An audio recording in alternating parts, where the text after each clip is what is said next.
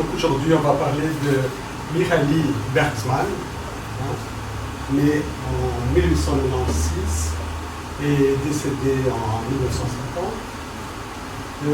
qui à l'âge de 30 ans a changé de nom et est devenu Michael Balint. Et il est connu sous le nom de Michael Balint. Un médecin, très médecin au début, qui est devenu psychanalyste sous l'impulsion de sa femme, Alice Balint. Alice, fille de Vilma Kovacs.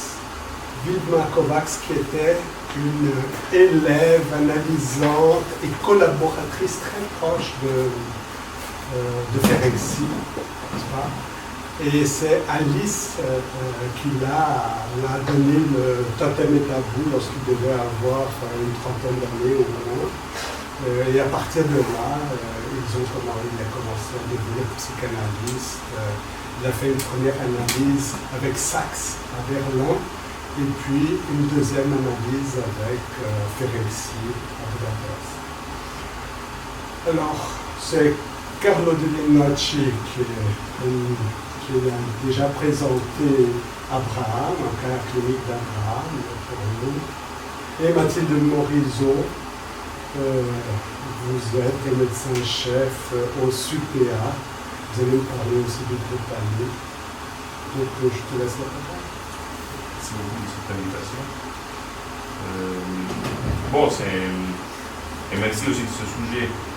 Moi, d'ailleurs, j'ai commencé à m'intéresser à la psychanalyse grâce au groupe Balint au Tessin. Je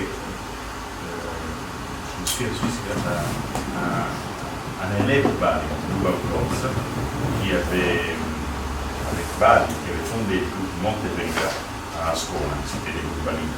Donc j'ai commencé avec le groupe Balint. C'est très intéressant de découvrir aussi ce texte grâce à toi, je ne connaissais pas 6 minutes par passion. Peut-être on peut commencer par le cas clinique, vu que ce texte est structuré aussi autour de cas cliniques. La question de base de ce texte, c'est ce que j'ai compris, c'est comment on peut être efficace dans un entretien médical en très peu de temps, comment on peut s'intéresser aux patients, comment on peut d'une certaine manière s'occuper de médecine centrée sur la personne, pas sur la maladie, comment on peut comprendre et reconnaître la problématique du patient, tout dans une temporalité qui est très restreinte, une temporalité chronologique, celle des médecins généralistes qui sont coincés avec le temps et qui ont à peu près entre 5 et 15 minutes pour pouvoir mener un entretien. Et donc comprendre de quoi il s'agit. Et alors la question déjà très intéressante que je trouve dans ce texte à page par exemple 34, c'est comment on passe d'un entretien où le médecin c'est un grand détective, c'est-à-dire il est en train d'investiguer, comment dire, la cause du problème, pas seulement le diagnostic, mais pourquoi il y a ce problème, etc. Donc dans une causalité donc, qui comment dire, le met dans la fonction de détective de Sherlock Holmes, dans une position aussi de savoir de celui qui sait, de cette dominance, et pas dans la position de celui qui doit apprendre d'une certaine manière. Et donc, ce grand détective, grosso modo, cette position de grand détective de médecin, c'est une position très chronophage. Parce que ça implique une grande attention sur tous les facteurs, etc., toute une série de questionnements autour du patient, etc. Et alors, au fond, ce groupe de recherche, animé par Balint et par Emil Balint, par Michael Balint et Emil Balint, avec toute une série de généralistes, de Witt, si j'ai bien compris, il développe une autre aussi façon de conduire un entretien, que c'est celle de se mettre au diapason, grosso modo, s'accorder au patient, s'identifier au patient, se mettre à la place du patient, se mettre dans la peau du patient, qui pose aussi la question de la licence thérapeutique, sur ça il revient après. Donc, on passe du grand détective au médecin qui se met au diapason. Et donc, cet médecin qui se met au diapason comment dire, s'intéressera qu'à des questions focales. Elle prêtera l'attention à une dimension focale du symptôme de la souffrance du patient, dans l'idée aussi de trouver un accordage. Et cet accordage prend la forme d'un flash, une espèce de moment de partage où le médecin, je vais compris comme ça, le médecin s'identifie au patient, et si ce moment et vice-versa, et si ce moment de partage, il arrive en même temps, si ce flash il est partagé, donc c'est quelque chose que le patient et le médecin perçoivent les deux. Donc c'est un moment de rencontre très fécond aussi pour la thérapie. Et donc autour de ça, Balint nous donne un exemple clinique, celle de Miss Holden, où le médecin qui s'en occupe change de position. Donc, la position de grande éthique à la position de celui qui se met en accordage. Donc celui qui est là comme outil pour le patient, comme à disposition. Il se laisse utiliser par le patient, c'est très, très beau ça. Et donc, moi je l'ai compris comme celui qui ne sait pas. Oui. Grosso modo, celui qui est là pour apprendre. Je trouvais très intéressant. À plusieurs reprises, Balint dit celui qui guide, c'est le patient. Ce n'est pas l'entretien dirigé ou directif par le médecin, mais c'est le patient qui donne le ton, c'est le patient qui donne le rythme de l'entretien. Et donc, dans cette position, celle de devoir en quelque manière s'intéresser au sujet dans sa complexité, dans sa totalité. Donc, Miss Holden, c'est une dame de 68 ans qui est suivie par un des médecins qui font partie de ce groupe de travail qui a été soutenu. Elle a 68 ans et elle s'adresse à son médecin pour essentiellement des plaintes somatiques, des céphalées, tout un cortège de souffrances qui sont de l'ordre de certaines symptômes organiques en quelque manière. Mais il n'y a pas Miss Holden dans toute cette, c'est très intéressant, dans toute cette cas clinique, il y a tout un système. Il y a le frère de Miss Holden qui est suivi par aussi ce médecin, la femme, le frère, donc la belle-sœur de Miss Holden, et une amie de Miss Holden. Tous ces gens-là, ils vivent dans un même bâtiment, dans une même structure, et ils sont suivis par le même médecin. Ça, c'est extraordinaire. C'est un clan. Ouais. Exactement, c'est un clan, et je vous dis, ce médecin doit porter quand même beaucoup. Ouais. Et c'est pas facile de... Exactement, c'est pas facile aussi de garder la bonne distance parce que ça, c'est aussi. Ce qui est très fréquent chez les généralistes, oui. n'est-ce pas, de prendre non seulement plusieurs membres de la famille, mais des amis et toute une série de relations comme ça Et on dit médecin de famille. Oui, ouais, médecin de exactement. famille, mais là c'est presque médecin de tribu, n'est-ce pas, parce qu'il s'occupe de toute la tribu. Mais qui est quand même très loin de la pratique analytique. Oui, très loin. Ouais. Même opposé à la... Oui, ça veut dire la pratique analytique de nos jours, parce qu'au début, rappelons, les psychanalystes, ils soignaient leurs enfants, leurs femmes, tout, n'est-ce pas, frère Alexis, juste à la grande. Ouais. Ouvrez la fenêtre, n'oubliez pas de dire à votre femme que j'aurai temps de moi à telle heure.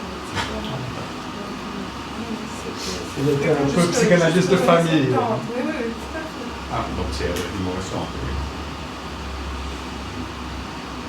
Donc au fond, ce médecin, qui suit Madame Holden, il change de position en fonction de ce que je viens de dire. Donc il change de celui de l'investigateur, etc. C'est lui qui essaie de se mettre à la place de la patiente. Et déjà, déjà il se rend compte que cette patiente, elle avait une problématique aussi de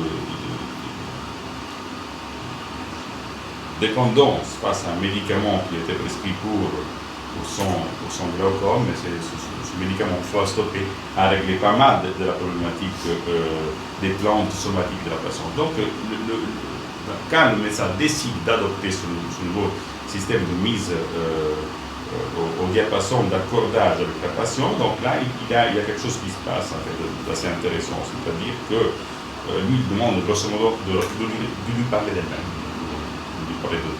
Et là, il n'a rien à dire dans un certain temps, et dans un premier temps, il a dit rien, et après, il arrive assez vite à se dévoiler avec aussi une certaine, j'ose dire, presque brutalité, je dirais, parce qu'elle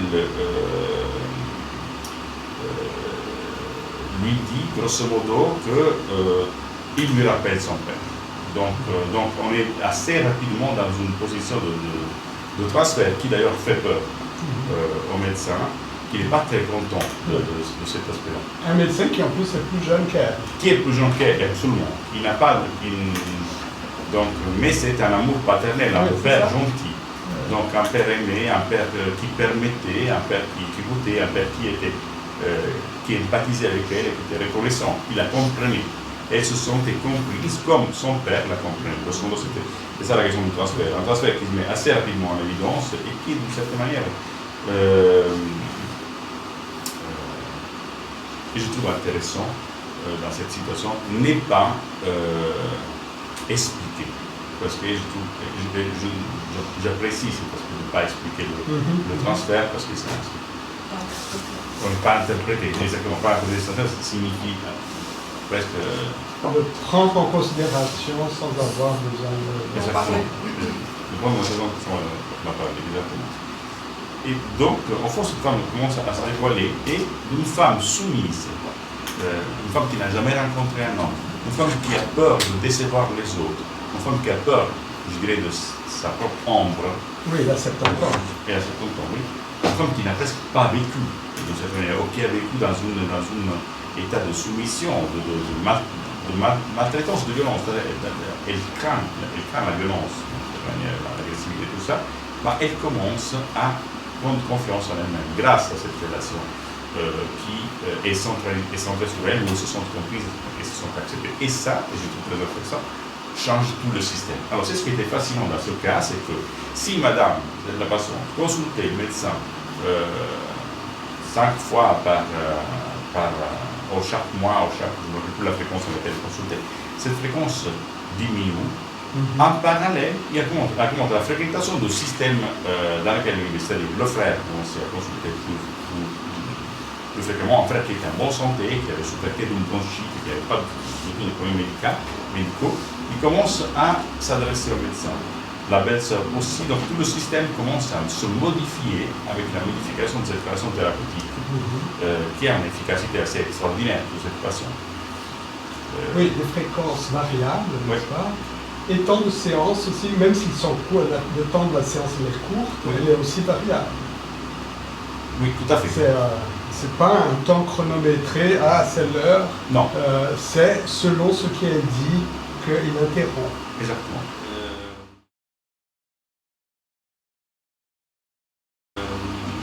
Bon, ça me fait penser à des situations cliniques que j'ai vécues. Je ne sais pas si c'est le cas de les évoquer, mais peut-être après dans la discussion. Mais ça me fait penser à des patients que j'ai vus et qui ont quand même une issue spectaculaire avec très peu de temps. Je pense à une patient que je viens de voir dernièrement, que je suis depuis 3 ans. Les choses ne sont pas trop bougées, beaucoup de douleurs chroniques, problèmes somatiques, donc en première ligne, etc. De façon, de bonnes ressources intellectuelles, etc. Donc, bonne capacité aussi d'élaborer, etc. Mais les choses stagnaient. Et il y a 2 semaines, elle vient de me dire, docteur, ne regardez pas comme ça. Alors là, j'ai pris ça parce que j'ai décidé de prendre en considération ça de façon assez. Et je dis bon, allongez-vous. Parce que j'ai un divan sur le dos. Mais c'est un peu comme ça, après c'est allongé. Et tout d'un coup, elle a dit. Donc, après, je dirais 1 minute de silence. Elle me dit, je vais vous raconter une chose. Et cette chose qu'elle me raconte, c'est un souvenir d'enfance qui était juste une déchirure énorme dans la vie de la patiente, une ouverture énorme dans la prise en charge. Tout changé. Elle a vraiment tout changé. Donc, une patiente qui, on est retourné sur la question du regard. Alors, c'est comment ce regard, etc. Et là, une mère aussi très dure et très, et très stricte, avec un père qui l'aimait, etc. Et la patiente dit non, elle ne supportait pas mon regard. Donc, c'est le regard de votre mère. Donc, pas du tout. C'était un regard bienveillant. Donc, c'était un regard qui avait, pour le moment, qui était chargé de transfert. En tout cas, moi, je l'ai interprété comme ça et comment c'est ça. Mais c'était intéressant, au fond, de comment je dirais, dans 2 minutes d'entretien et de tout a basculé sur quelque chose de très très important, d'un souvenir qui était là, qui pour moi était énormément chargé d'émotions qui ne sortaient pas, qui n'ont pas sorti. Alors, ça m'a fait penser à ces situations, à cette situation et à d'autres qui sont dans le texte là, où en fait, en très peu de temps, on peut vraiment être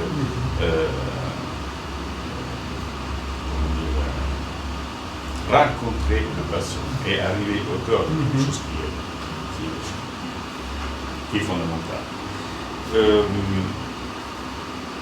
autre chose que je trouve intéressante, c'est la question au fond aussi de comme le médecin, malgré toute une série d'améliorations, malgré cette façon qui fronde d'avance, qui commence à décider, qui commence à prendre position, qui commence à montrer, à n'avoir pas peur des autres, d'une certaine manière, elle arrive en séance toujours avec un symptôme synoptique. Et le médecin,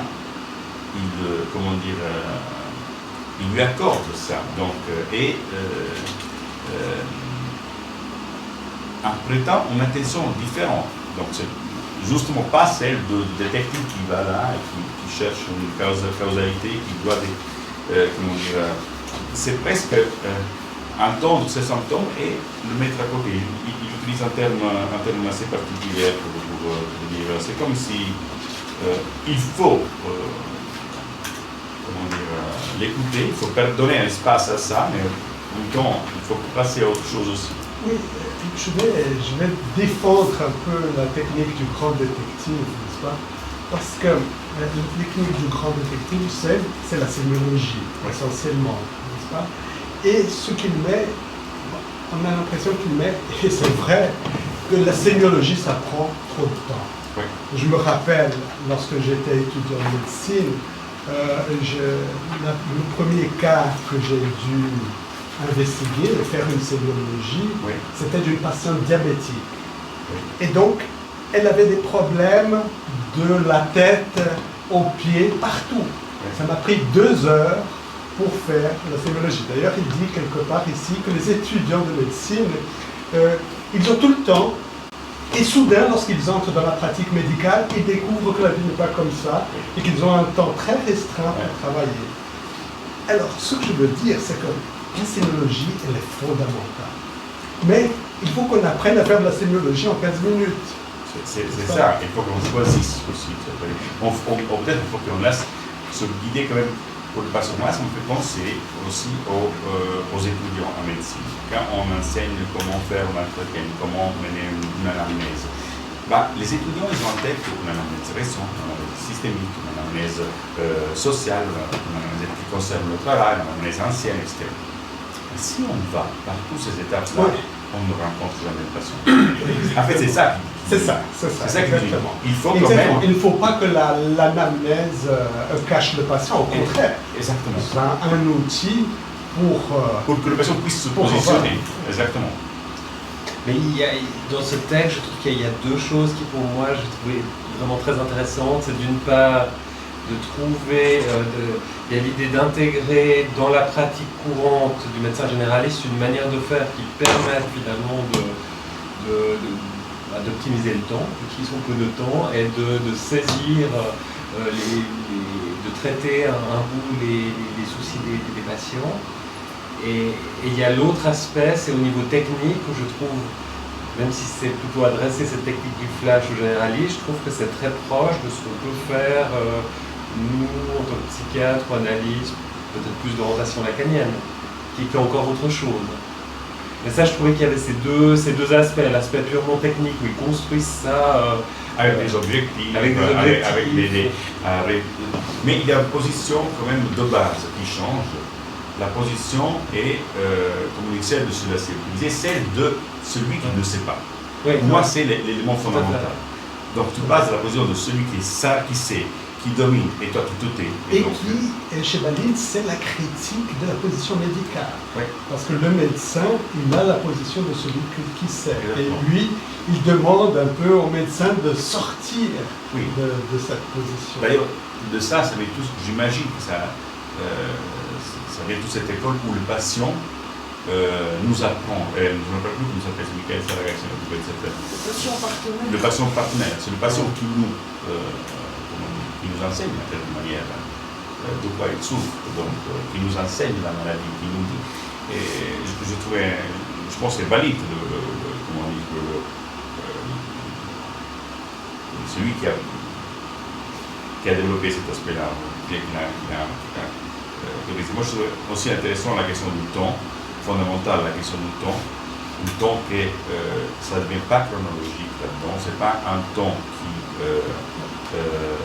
les Grecs, ils avaient cette scansion qui est magnifique, non? Ils avaient Chronos, le dieu du temps chronologique, et Kairos, le dieu du temps, qui est tout le temps. Du temps qui est tout le temps. C'est du temps de l'instant, pas simplement de l'instant du temps, mais du temps à prendre, du temps qu'on se prend. Et c'est tout à fait ça. Ici, dans ce cas, il a un exemple de scansion. Oui. N'est-ce pas, où il dit ici... oui. Je vais vous lire un petit bout.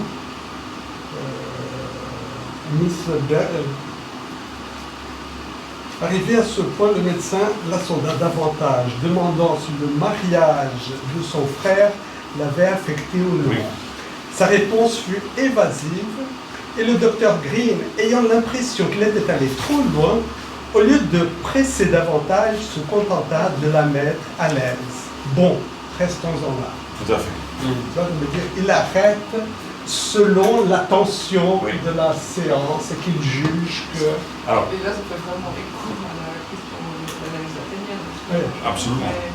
On dira un peu, on parlera un peu du rapport entre Balint et Lacan parce qu'ils ont eu un rapport même de lettres épistolaires. Alors, moi je l'ai vu comme ça aussi, mais je ne sais pas si les présupposés sont les mêmes. C'est-à-dire Comment? que Tout à fait. si les présupposés, l'intention c'est la même. Parce que là, il insiste. Certainement pas. Là, il n'insiste certainement pas, je pense. Parce que là, il insiste, Balint à plusieurs reprises, au fait qu'il faut respecter les défenses. Il ne faut pas trop aller chercher si les patients n'est pas prêt. Alors là, c'est toujours la question subtile où on y va. Parce que des fois, j'ai envie de dire, il faut toujours respecter les défenses, mais pas trop. Oui. Parce que sinon, ça ne bouge pas.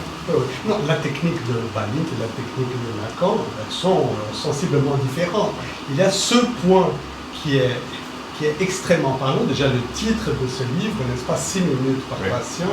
Il y a ce point qui est un point commun, évidemment, avec des usages différents et avec des fonctions. Il y a la question de l'identification qui est... cite ça chez Balint, c'est pas le cas chez Lacan. Ouais. Non, mais la théorie qui est le principal. C'est-à-dire que la prégénitalité, pour Lacan, c'était une folie. Et puis la génitalité aussi, mais cette insistance de la prégénitalité pour Lacan, il ne comprenait pas ça. Et il était intéressé par aussi cette possibilité de changer donc, le temps des séances. Ils se sont un peu croisés, et puis lui a dit mais je suis intéressé à votre don des sciences, vous faites des sciences courtes, parce que c'était à l'époque où il était avec un problème avec la société parisienne. Et vous avez écrit quelque chose, vous avez dit, et puis Lacan a déconversé, elle a dit oui, non, mais alors j'ai déjà promis que je ferai plus ça.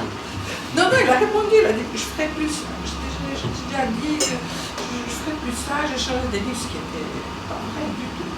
Donc, et il a déconversé complètement par rapport à cette question du temps des sciences. Et je pense que suivre cette théorie de la prégénialité l'a un petit peu aussi freiné dans ce rapport à...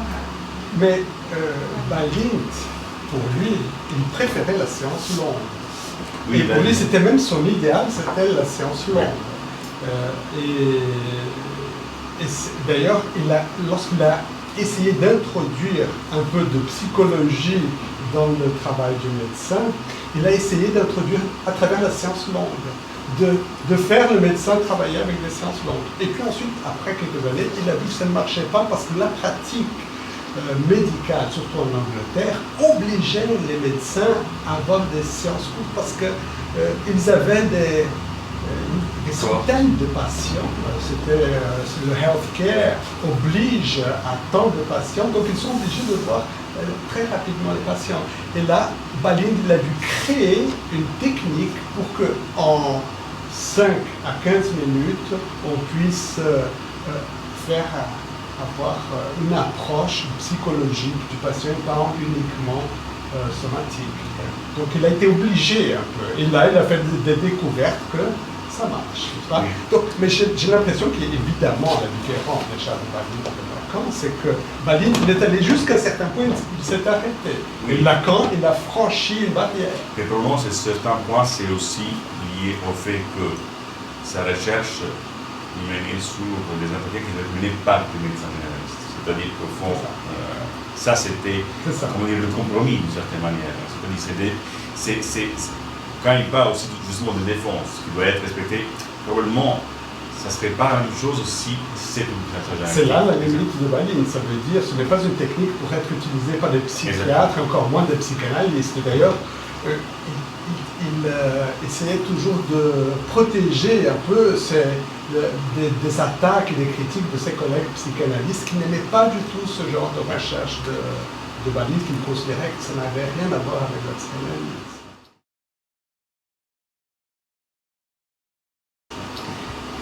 Est-ce que vous permettez que je lise un petit extrait?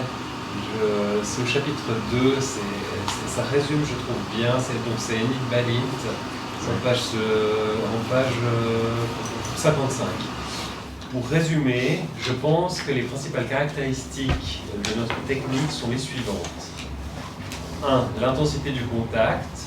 2. La liberté qu'elle offre au patient d'utiliser le médecin à sa manière.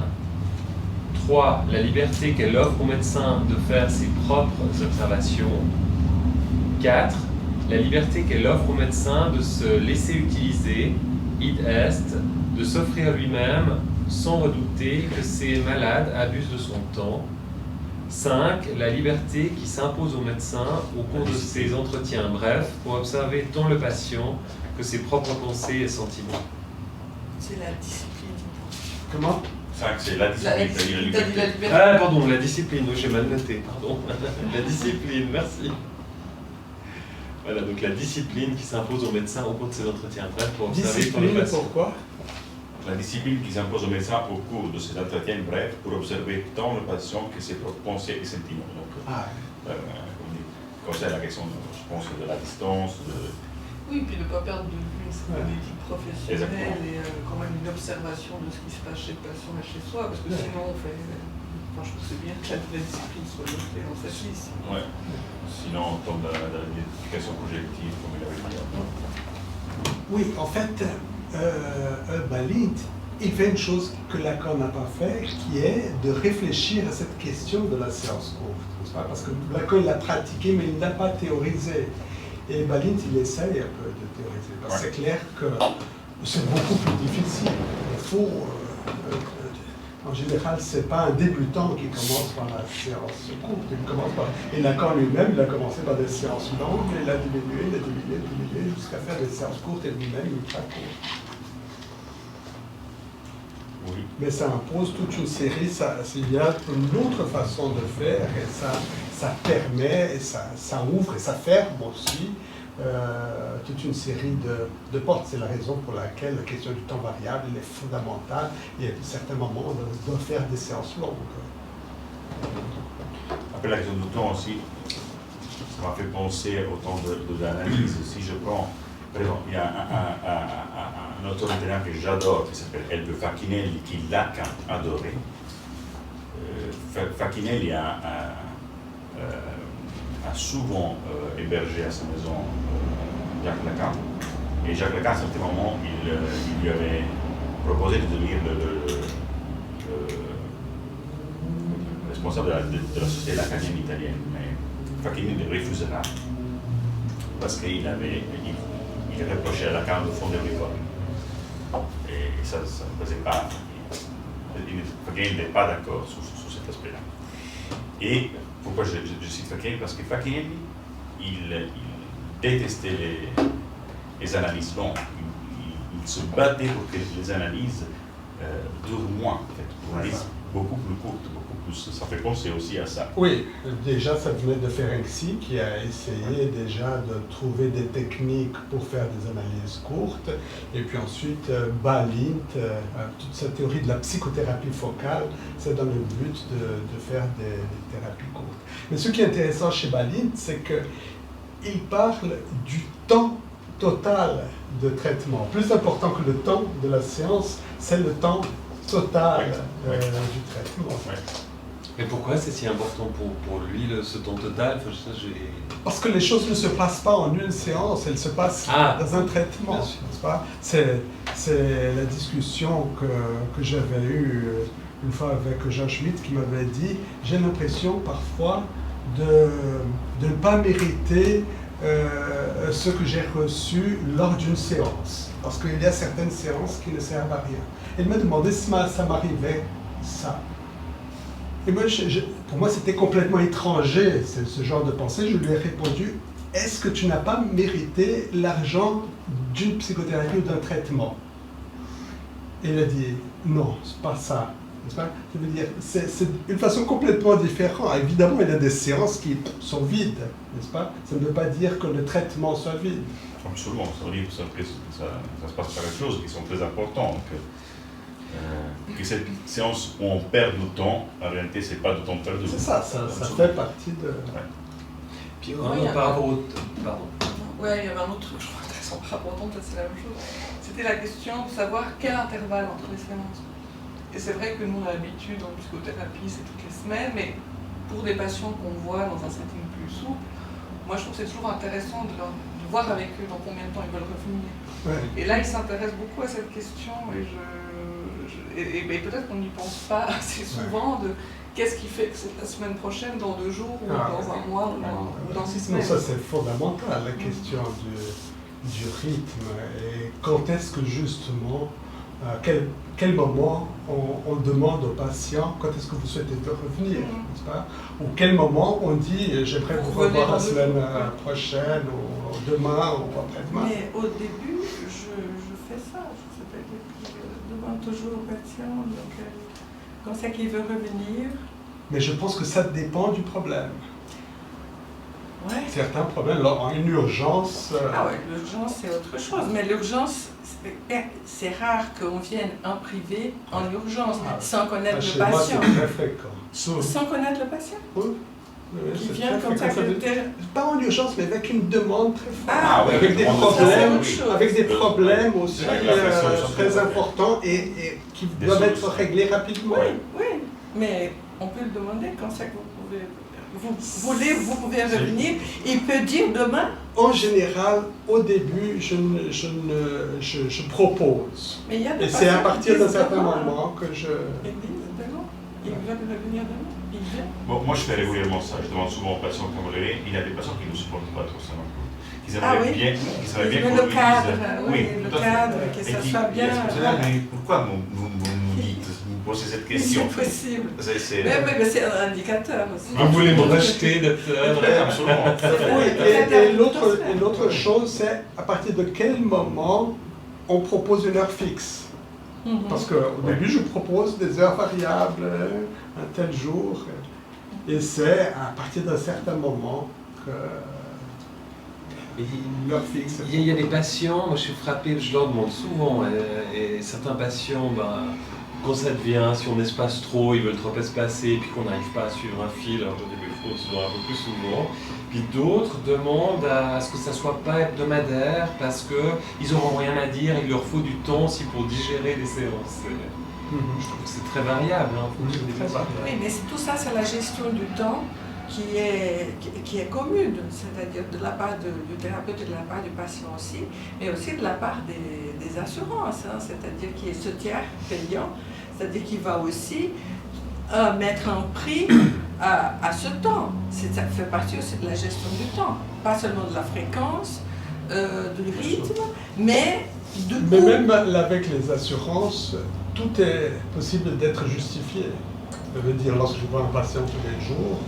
Oui, mais ce sont des paramètres de la gestion du temps. Et la question que Balint introduit, ce sont ces paramètres-là. Il introduit un paramètre supplémentaire qui est le paramètre transférentiel. C'est-à-dire que c'est une analyse transférentielle qui ne doit pas se faire à l'intérieur de la séance, mais à l'extérieur de la séance, quand on pense à propos du patient. Et c'est ça qui donne aussi une direction du traitement. Oui. Voilà. À part ça, cette question de l'assurance, elle est très intéressante parce que c'est une donnée complètement différente du début de l'histoire de la psychanalyse et de nos jours, n'est-ce pas? Et ici, on voit déjà l'incidence de l'assurance. Parce que la question du 15 minutes par séance a été imposée d'une certaine façon par le système de santé anglais, qui est un système d'assurance. Je la trouve d'une actualité extraordinaire parce que si on, je pense, tout ce qu'on parlait de Balint, mais une des questions qui arrivait plus souvent par les médecins gynécologues, c'était le temps. On a 20 minutes, on a 20 minutes, 10 minutes. Hein. On ne peut pas s'intéresser au moral du patient. On n'a pas le temps. Oui, et c'est ça que Balint est en train de dire. Donc, ils sont passés 50 ans, donc même plus. Donc, et le problème, c'est identique. Ça, je le trouve d'une actualité extraordinaire. Oui, c'est d'une actualité très grande. Et moi, le jour est dans une performance aussi en termes de solutions et de temps pour trouver des solutions aussi. Et donc, ce qui est intéressant, c'est qu'à l'époque, justement, de Balint, ça c'est dans les années 50-60, n'est-ce pas, le temps du médecin avait raccourci à 15 minutes, tandis que celui du psychiatre continuait à 1 heure, 50 minutes, 45 minutes, au moins, je pense que c'était 45 minutes, n'est-ce pas? Pourquoi? Parce que justement, le psychiatre, je ne sais pas comment ça se passait, la psychiatrie d'État à ce moment-là. Ce serait intéressant. L'heure de 50 minutes, c'était pas 45. Et ensuite, c'est 45. Oui. Mais il y avait ce décalage. Moi, je dis souvent que Lacan, avec le temps court, la seule chose qu'il a fait, c'est de mettre la psychanalyse sous le modèle médical. Puisque la médecine avait évolué, probablement à l'époque de Freud, les médecins aussi voyaient leurs patients pendant 1 heure, n'est-ce pas? Et entre 1910, 1915 et 1960, le temps n'a fait que raccourcir pour le médecin, mais pas pour le psychiatre. Comment que la première entretien qui a fait, comment ça s'appelle, le médecin qui avait vu un rôle, c'était un généraliste. Cette première entretien devait durer 2-3 heures, je pense. Le temps. Bon, il y avait l'époque où ils allaient chez le patient, ils allaient n'est-ce pas? Et là... le temps, la notion de temps et la gestion du temps a beaucoup changé avec le temps. Ouais. Mais je trouve que Lacan, cette histoire de diminuer la séance en disant que les médecins, eux, ils avaient un temps plus court, je trouve que là, il a un peu, c'est-à-dire, il se justifiait, mais pour lui, c'était pas ça. Il n'arrivait pas À dire pourquoi. à dire pourquoi. Et il aurait pu écrire, par exemple, parce que Balint le réclame dans d'une justification. Il était intéressé à la justification psychanalytique, qui était justement interprétative. La coupure est un concept lacanien qu'il n'a jamais développé, la coupure. C'est-à-dire la coupure, il a parlé de la coupure. Ce qu'il n'a pas tellement parlé, c'est mais il n'a pas justifié du temps. Oui. la question interprétative qu'il avait. Donc il avait tous les instruments dans la main, mais il n'a pas fait. Il n'a pas fait ça d'une manière paradigmatique, disons. Il n'a pas fait. Donc il n'a pas écrit sur le pourquoi des séances courtes. Non. Ok. Il n'a jamais écrit. Pourtant, on a tous une théorie. Et ce que Balint lui demande, c'est ça. Il voulait un fondement probablement parce que c'est théorique. de l'ordre de la transmission et pas de l'ordre du savoir aussi, cet aspect-là. C'est-à-dire si on va théoriser quelque chose des séances courtes, c'est-à-dire on va c'est de l'ordre de la pratique. Et c'est de l'ordre de la pratique, cette question des séances courtes. Et en tout cas, moi, je la comprends parce que je l'ai vécu. Et après je la pratique. Oui. Et c'est comme ça que je la comprends. Comment dire Si on la théorise, peut-être qu'on perd le côté Exactement. un peu magique. Mais la théorisation, c'est pas dire exactement, c'est pas une formule où on peut dire exactement où on va interrompre, c'est-à-dire il y a quelque chose que le patient dit, et ça, il aurait pu développer, étayer beaucoup plus qu'il l'a fait. Les post-lacaniens, c'est-à-dire ils ont un peu écrit sur des séances courtes dans ce sens-là, c'est-à-dire c'est interprétatif de la coupure, le patient dit quelque chose qui dans le bout du traitement, ça vous parle, etc. Et ça va peut-être parler au patient ou pas, on coupe là. Donc il aurait pu, et c'est ça que Balint le réclame à ce moment-là. Mais il y avait quelque chose chez Lacan qui était, je pense, un petit peu emprunté avec ses justificatifs vis-à-vis de l'association, et il l'a pas fait. Il l'a pas fait au moment. Oui. Et peut-être ça ne l'intéressait pas. On ne sait pas pourquoi ça ne l'intéressait pas, mais ça ne l'intéressait pas. Il avait les bonnes raisons pour ne pas le faire. Et d'une façon générale, il ne parlait pas beaucoup de sa pratique. Il ne faisait pas une théorie de sa pratique. C'est ce que, oui. Mais il y a une chose, moi, que je vous pose la question, parce que je comprends la durée de séance variable, parce que voilà, le patient amène des choses, puis à un moment donné, on termine quand il y a une bonne chute, enfin, un peu comme au théâtre, ça a du poids, ça donne du poids à ce que dit le patient. Mais ça, la chute, elle peut arriver après un quart d'heure, après une demi-heure, après une heure. Pourquoi est-ce que parce qu'on parle du temps variable, mais beaucoup de collègues parisiens lacaniens, c'est des séances de moins de 10 minutes. Ou 15 minutes, peut-être, je ne sais pas, mais en tout cas, c'est assez court. Pourquoi est-ce finalement, ça a l'air d'être formaté, ça a l'air d'être formaté quelque part. Ça veut dire, l'important, c'est la question de la séance variable. Évidemment. Ouais, mais elles sont toutes courtes. Dans la pratique parisienne, non, pas Génie Lemoine, mais dans la pratique parisienne. Génie Lemoine. Moi, j'ai fait des analyses, une analyse lacanienne. Dans la pratique parisienne. Les séances étaient tellement longues, que de temps en temps, elle me menaçait de dire si vous continuez comme ça, j'interromps la séance. Moi, je disais oh oui, s'il vous plaît, interrompez la séance. Mais voilà, dans la pratique parisienne, notamment, c'est-à-dire c'est court. C'est court et je pense que le patient, d'une certaine manière, s'adapte. Il sait que ça va être court, il sait qu'il a maximum 10 minutes. Alors voilà, il lâche l'autre truc et puis voilà, donc arrivera qui voudra. En même temps, c'est ce que je trouve intéressant, cette variabilité du temps, c'est que, et là je suis complètement d'accord avec Balint, c'est que ça, ok, 15 minutes, là dit 5 minutes, 15, 20 minutes maximum, au fond. C'est ni 5, ni 10, ni... C'est ça, c'est variable. Ça dépend aussi du patient. Alors si... Exactement. Et c'est ça qui pour moi est fondamental. Là, si ça n'émerge pas du patient, c'est le patient qui guide le lit, qui guide le rythme. Et d'ailleurs, c'est très musical son discours, parce qu'il parle d'accordage, de diapason, c'est le patient qui guide le rythme. Donc si, c'est pas le patient, si tous les Parisiens lacaniens, ils font des antennes de minutes, peut-être que là... Il y a quelque chose qui ne vient pas forcément du patient, mais qui vient d'une espèce d'autorisation. Oui, il y a quelque chose de ça. Un style, exactement. Oui, c'est un style qui, voilà, il faut que ça aille, quoi. Donc, et c'est ça, on le savait. C'est très différent. Quand on va chez un Parisien, on a ça dans la tête. Alors, oui, mais on perd alors ce côté de la variabilité intensité qui fait le jeu de la Non, mais c'est tension, variable, c'est mais limite. c'est toujours court. D'accord. C'est variable. Ouais. Ça peut être 5 minutes, ça peut être 15. 30 secondes. Ça peut 30 être secondes en 5 plus ou au moins. Je me souviens une fois, j'étais pendant 45 minutes, puis je commençais à angoisser. Parce qu'il n'y avait personne dans la salle d'attente, puis je pense qu'il n'avait rien à faire. Et puis il me laissait parler, et puis moi j'étais là. Mais c'était la seule fois, et je pense que ça a contribué, comme il n'y avait personne, il m'a laissé parler. Il avait cette occasion. Mais c'est aussi, Bien ça fait sûr, partie de la il y a des technique aussi, facteurs ça. qui sont internes, propres. Il y a des facteurs externes, n'est-ce pas? Parce que justement, ce qui a obligé Balint et puis les médecins à utiliser ce genre de séance, c'est des facteurs externes. Comme par exemple la question des assurances de nos jours, que chaque fois plus, ils obligent le médecin à travailler d'une certaine façon, n'est-ce pas? Et quand il y a 20 personnes qui attendent la salle d'attente, on sait.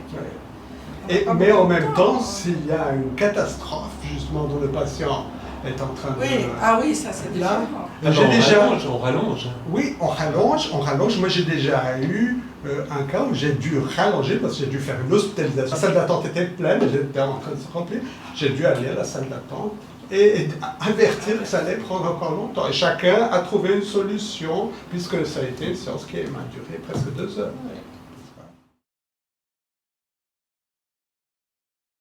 J'aimerais encore revenir sur Balint avant de passer la parole à Mathilde. Revenir sur un ou deux points de Balint. Donc, c'est cette question de se mettre au diapason et de s'identifier au patient. Et ça aussi, ça m'a fatigué. Est-ce qu'on doit s'identifier au patient? Est-ce qu'on doit s'identifier au patient dans tous les cas? Mais c'est la question de l'empathie. Ça fait partie du transfert. Soit on n'est pas du tout empathique, on est antipathique. Oui, exactement. Soit, exactement. Mais ça, c'est le transfert. Il n'avait pas les instruments pour le dire, mais c'est ça. Oui, et lui, il devait... Non, Balint, il connaissait très bien le transfert. Non, il disait qu'il fallait s'identifier. Il fallait s'identifier. Il fallait se mettre à la place de... Exactement. Mais des fois, on n'arrive pas. Oui, exactement. Mais est-ce qu'on y arrive vraiment? Et je me demande justement s'il le faut. Est-ce que c'est nécessaire? Est-ce que c'est nécessaire? Et dans quel cas? Est-ce qu'on est efficace même si on ne s'identifie pas? Exactement. Cette question de l'identification, si on s'identifie trop, alors bon, il parle d'identification collective, mais on reste dans un truc, il parle des dangers, à tout ça, mais je trouve, on reste dans un truc imaginaire, et puis on risque peut-être de passer à côté du discours du patient, et puis d'être à côté, dans un truc un peu mon propre vécu, etc. Donc je trouve que ça, il ne le signale pas, mais je trouve que c'est un danger. Danger, entre guillemets. Oui, mais pour entendre de manière, disons, efficace le patient, il faut qu'il y ait quelque chose qui s'identifie, il faut qu'on se laisse porter par le discours du patient. Autrement c'était comme... Parce que cette question de l'empathie, de l'antipathie, elle est liée à cette illusion aussi de la neutralité. Ou à cet objectif de neutralité. Et donc, si c'est clair que la neutralité n'existe pas, en même temps, on doit un peu mettre son désir un peu de côté dans une analyse et on ne va pas le mettre tout le temps en avant. C'est la question, par exemple, la question politique. N'est-ce pas? Lorsqu'on a un patient qui a une position politique qui est complètement différente de la nôtre, au contraire à la nôtre, qu'est-ce qu'on fait? On ne va pas entrer en débat politique avec le patient. Tenez, je vous donne l'adresse de mes confrères qui comprendra mieux que moi, qui s'identifiera mieux à vous que moi. Mais peut-être que le terme identification, c'est un terme qui est difficile aussi. Comme il a dit, mettre au diapason, moi j'aurais mis plutôt raison, de la résonance, quelque chose qui résonne. Ou de l'empathie, moi je trouve que c'est dans le terme. En fait, ce que je comprends de se mettre au diapason du patient, c'est essayer de voir le patient pas seulement comme un symptôme. En même temps, lorsqu'il parle de centrer sur le patient et pas sur la maladie, il me semble que là aussi il y a quelque chose d'utopique, puisque c'est considérer la possibilité du patient comme un tout, comme un objet total possible, n'est-ce pas? Et j'ai l'impression que ça c'est impossible. On ne voit jamais, on ne peut jamais appréhender le patient comme un tout. On appréhende un bout ici, un bout là, des bouts. Et c'est la même chose, ça passe par la maladie. On prend un symptôme ici, un symptôme là, jusqu'à pouvoir créer un ensemble un peu plus cohérent, mais on n'arrive jamais à l'ensemble total. Oui, mais l'hôpital est une hétérotopie qui est désidentifiante, c'est-à-dire la camisole, hein, la compte de la blouse. Hein. Déjà, tu perds déjà tes habits, donc tu vas t'habiller comme tout le monde. Hein? Et puis maintenant, ils ont cette sale manie de dire Madame, vous vous appelez comment? Vous êtes née à quelle date? Et puis vous changez de salle. Et puis c'est la même personne qui a fait l'examen. Puis elle, je suis obligée, Madame, mais vous êtes qui? Donc, on voit bien qu'il y a quelque chose dans la structure hospitalière clinique, qui est désidentifiante. C'est-à-dire que je pense que là, il a voulu introduire quelque chose du sujet, une spécificité. Donc humaniser quelque chose de cette tendance. Et cette tendance, elle est normale, parce qu'on sait bien, parce que vous allez vous opérer de quelle jambe? Et je lui ai dit, vous savez pas. Ça m'a effrayé. Non, mais on peut aussi voir, enfin ça rejoint ce que vous dites, le côté de spécifique de chaque patient. Enfin, on a des dépressifs, on pose un diagnostic, mais c'est pas la même manière que Madame Bolomé, Monsieur, etc. C'est spécifique, on est dans des trucs plutôt uniques. La maladie, des fois, dit quelque chose aussi du sujet. Exactement. Ah, oui. Selon le symptôme développé, donc c'est très imbriqué quand même. Alors, deux derniers points autour de ce cas. À la page 43, là, il parle des critères d'amélioration. Okay?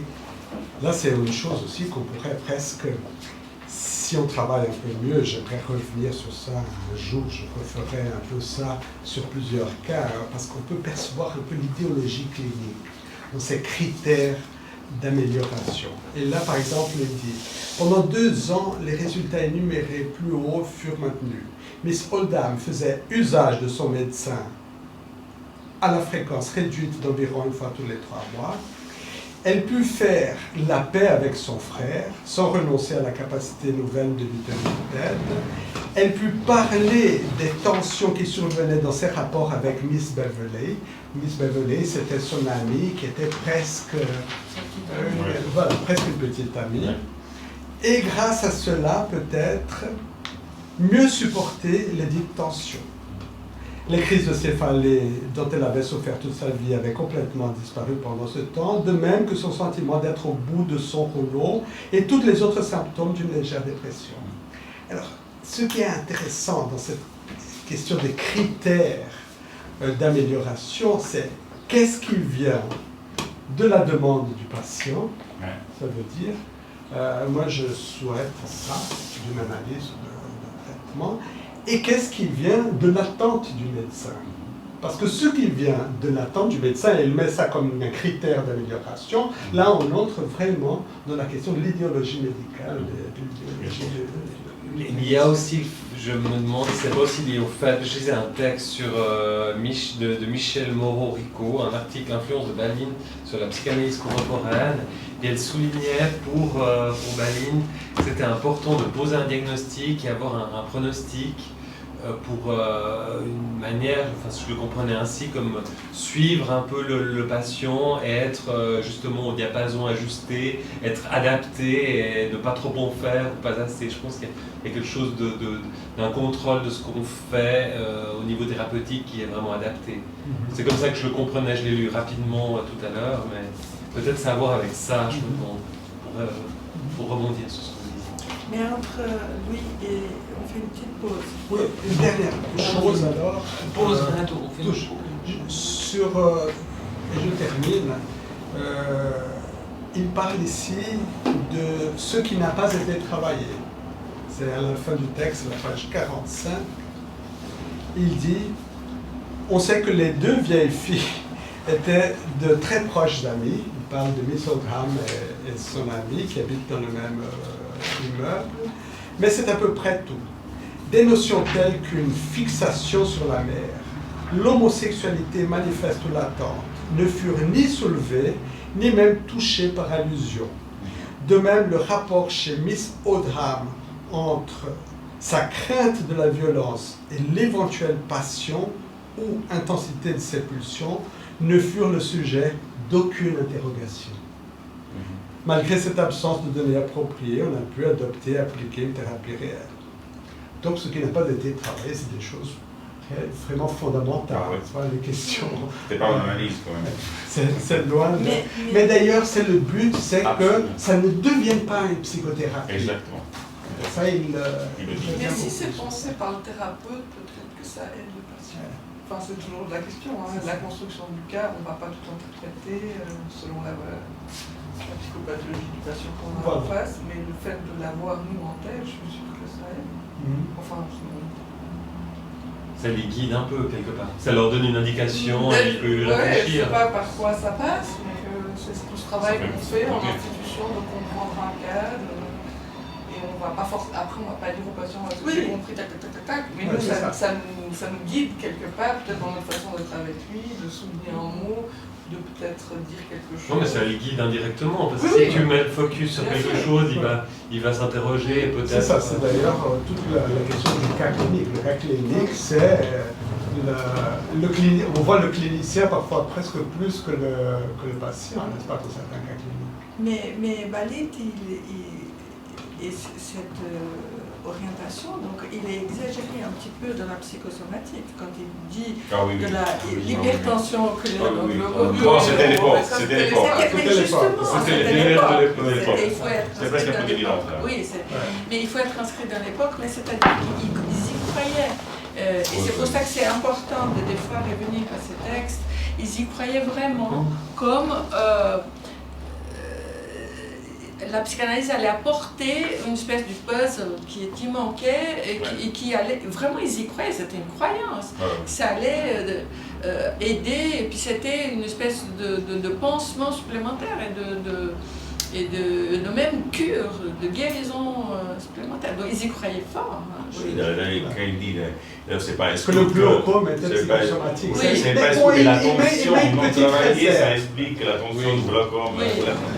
Mais une petite réserve sur la question du glaucome comme psychosomatique. Il dit c'est pas prouvé. Il dit c'est prouvé, il a dit mais un jour peut-être, etc. Donc comme Freud disait, un jour la biologie va vous expliquer aussi. Mais par contre, au niveau psychosomatique, tous ces maux de tête, indépendamment du fait qu'il enlève aussi cette médication, mais je veux dire, il y a cette libération grâce à la technique du flash de la parole, c'est un effet quand même cathartique et puis c'est un effet psychosomatique positif. Là où c'est intéressant, c'est que la patiente ne revient pas spontanément sur des éléments somatiques, elle veut parler d'elle-même. Ils le disent dans les séances, elle ne veut pas parler des céphalées. Ça, c'est quand même assez extraordinaire. Mais ça veut dire que ça a eu des effets, cette pensée-là. Absolument. Oui, par contre, sa conclusion, elle est bonne. N'est-ce pas? À partir d'une idée fausse, la conclusion, elle est bonne. L'idée que si le problème ophtalmique, c'est psychosomatique, il dit là, il faudrait qu'on réfléchisse sur le fait que toutes ces améliorations des autres tensions se sont répercutées sur son corps. Et ça, c'est une chose qu'on voit, par exemple, chez les hypochondriaques. Les hypochondriaques, moi, récemment, j'ai passé un hypochondriaque, elle avait tout un problème de famille, et il y a eu un certain moment où elle a cessé de parler de ses problèmes de famille, il était un peu en stand-by, et là, c'est le corps qui... Tout est venu vers le corps. On fait alors une petite pause.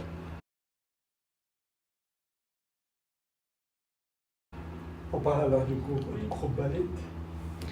Oui, bon, c'était l'idée, vu qu'on a lu ce livre, de peut-être témoigner de cette expérience qu'on a eue avec Carlo au sein de la maternité du CHUV, où on a pendant 6 ans à peu près animé un groupe BALINT avec les médecins en formation du service de gynécologie obstétrique, donc au sein de la maternité du CHUV.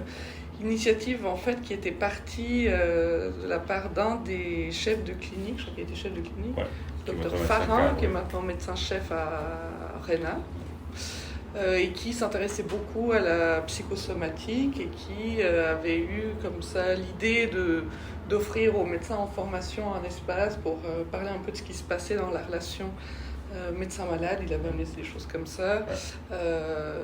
Il était très porteur de cette dimension-là au sein de l'équipe. Et puis il s'était approché de Carlo et moi, vu qu'on travaillait à l'époque, on travaille toujours, mais moi je suis moins présente, mais comme liaisonniste du côté psy-adulte et du côté pédopsie sur la maternité. Et il nous avait demandé si on était intéressé à animer ces groupes. Ce à quoi on avait répondu favorablement, avec l'idée que ça allait aussi peut-être beaucoup nous aider dans notre travail s'il y avait quelque chose qui pouvait déjà être thérapeutique entre le médecin assistant chef de clinique quand il rencontre les patientes et que ça nous ferait au final peut-être moins d'intervention pour voir les gens après quelque chose de difficile qui se serait passé dans le cadre des prises en charge au sein de la maternité. Donc c'est un groupe qui a débuté, il y avait généralement une dizaine de participants, assez stable au début, enfin c'était les gens qui étaient là en formation. Et puis l'idée, donc on était toujours les deux, dans la majorité des cas, c'était de demander à ces jeunes médecins de venir avec une situation d'une rencontre avec un patient, une patiente qui leur avait posé problème, où ils s'étaient sentis mal à l'aise, en difficulté, ou avec lequel ils étaient peut-être rentrés à la maison le soir en se disant j'ai pas bien fait mon travail, et que c'était pas obligé que ce soit un cas très difficile ou très compliqué, mais que c'était vraiment au niveau relationnel qu'on avait envie de discuter de ça.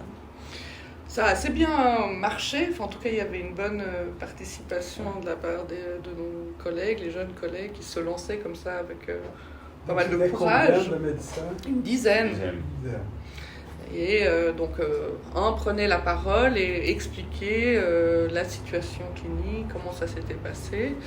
Et puis ensuite, chacun posait des questions à ce médecin pour lui demander mais là, t'as dit ça, mais exactement, est-ce qu'elle a précisé un petit peu.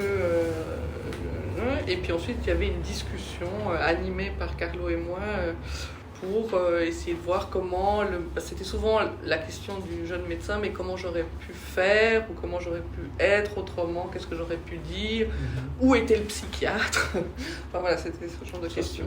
Et puis les deux thèmes finalement sur ces années qui ont émergé, donc, régulièrement. Ouais, quasiment une fois sur deux, c'était l'un ou c'était l'autre. Le premier, ça rejoint ce qu'on discutait tout à l'heure, c'était la question du temps.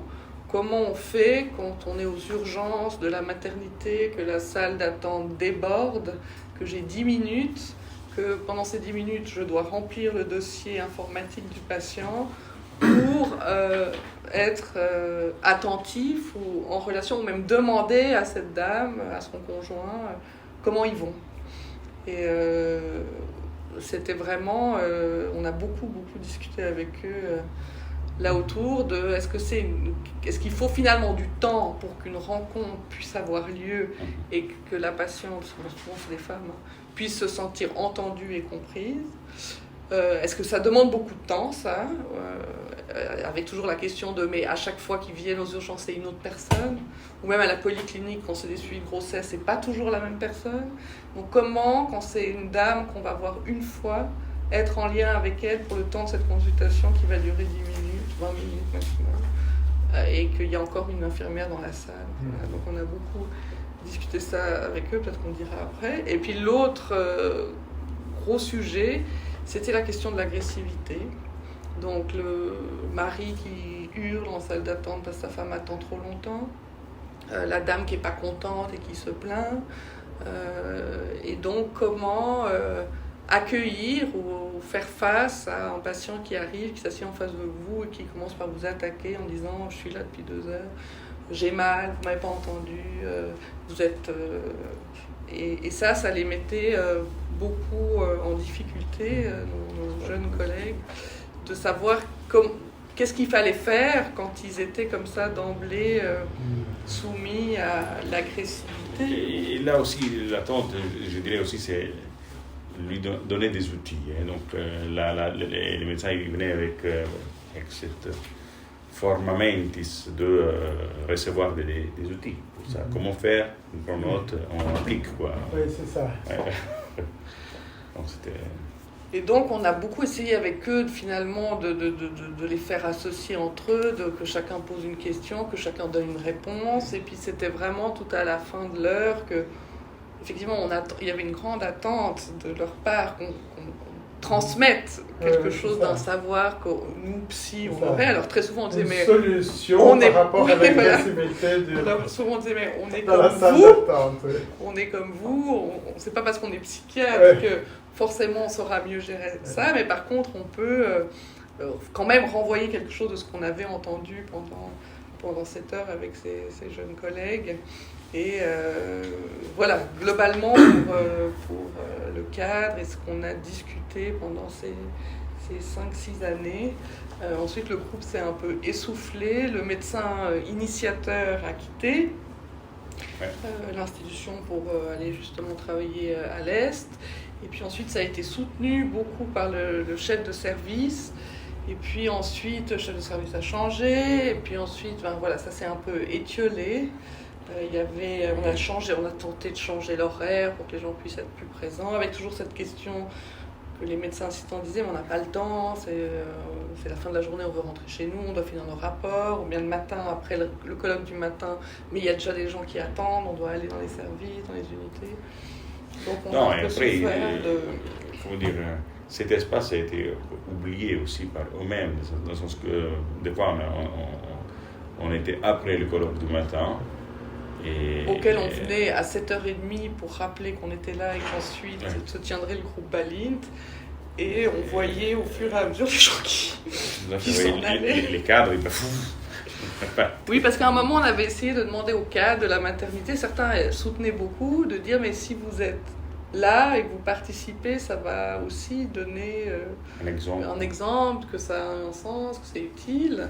Puis en même temps, c'était à double tranchant, parce que les médecins assistants, face à leur supérieur hiérarchique, ça les inhibait aussi de parler. Donc on a dit, ils étaient tous là au même... alors on a essayé d'avoir tous les rangs hiérarchiques. Ça a été intéressant, parce que selon le médecin cadre et sa personnalité, il pouvait dire aussi ses propres difficultés et comment lui, avec son expérience, il avait pu peut-être comprendre certaines choses. Puis il y avait d'autres médecins cadres qui pouvaient dire qu'en fait il n'y avait pas de problème. Maintenant, j'ai jamais pensé à ça, mais après coup, il faut dire que souvent ce groupe se faisait après le colloque de service. Et le colloque de service était très militaire. Très militaire. Très hiérarchique. C'était vraiment, les assistants se faisaient bien écraser aussi s'il y avait des erreurs, etc. Donc j'imagine que si la perspective est complètement autre dans ce groupe-là, donc du coup si un cadre participait, ça peut inhiber effectivement, c'est-à-dire... Oui, un des grands combats de Balint, c'est contre l'autorité du médecin. Oui, mais il y a, de toute façon, l'hôpital est un peu comme l'armée et comme l'église. C'est très hiérarchique. Et puis, c'est des institutions. Les institutions sont vraiment difficiles à changer, à bouger. Et donc, il y a ce côté politique. Et je pense que toutes ces démarches, c'est pour introduire une espèce de circulation de paroles qui pourra soulager pas mal de gens, mais que finalement c'est très difficile à mettre en pratique, dans le sens que il y a du politique et le politique il prend le dessus. C'est trop fort. Et que voilà, on va pas, le médecin-chef ne va pas dire qui sait pas alors qu'il est devant son subalterne, etc. Donc je pense que la question du politique est très compliquée de faire circuler la parole. Mais ce qui est un problème quand même, parce que si on est dans cette position de cette crainte de quand même des médecins, il y a cette espèce d'obsessionnalité, de jamais faire faux, etc. Ça amène à une médecine, je dirais, défensive, où on va être sûr d'exclure des diagnostics. Donc on va consommer plus d'examens, donc ça va coûter plus cher aussi. Il y a un impact, je pense, sur le... Oui, mais il y a un impact au-delà des coûts de la santé, il y a aussi un impact sur la qualité relationnelle que le médecin va avoir avec son patient quand il est dans cette position-là. Moi, je me souviens d'un cas très particulier, on disait, mais finalement, quand vous avez 1 heure ou 2 heures, que la dame a attendu 2h30 en salle d'attente, est-ce que quand vous vous asseyez, vous dites désolé pour l'attente? Et pour eux, ils trouvaient complètement fou de s'excuser, comme si ça les décrédibilisait d'emblée. Enfin, en tout cas, on avait beaucoup discuté ça. Et de dire, mais qu'est-ce qu'il y a de compliqué pour vous de dire, ah ben désolé, vous avez attendu longtemps, maintenant je suis là pour vous écouter. Donc, on en était des fois à ce niveau-là, de dire des choses aussi banales que ça. Et il disait, mais nous, on trime. De toute façon, les urgences, les gens viennent pour n'importe quoi. Enfin, il y avait aussi un peu ça dans l'air. Et d'emblée, la relation partait forcément sur une mauvaise...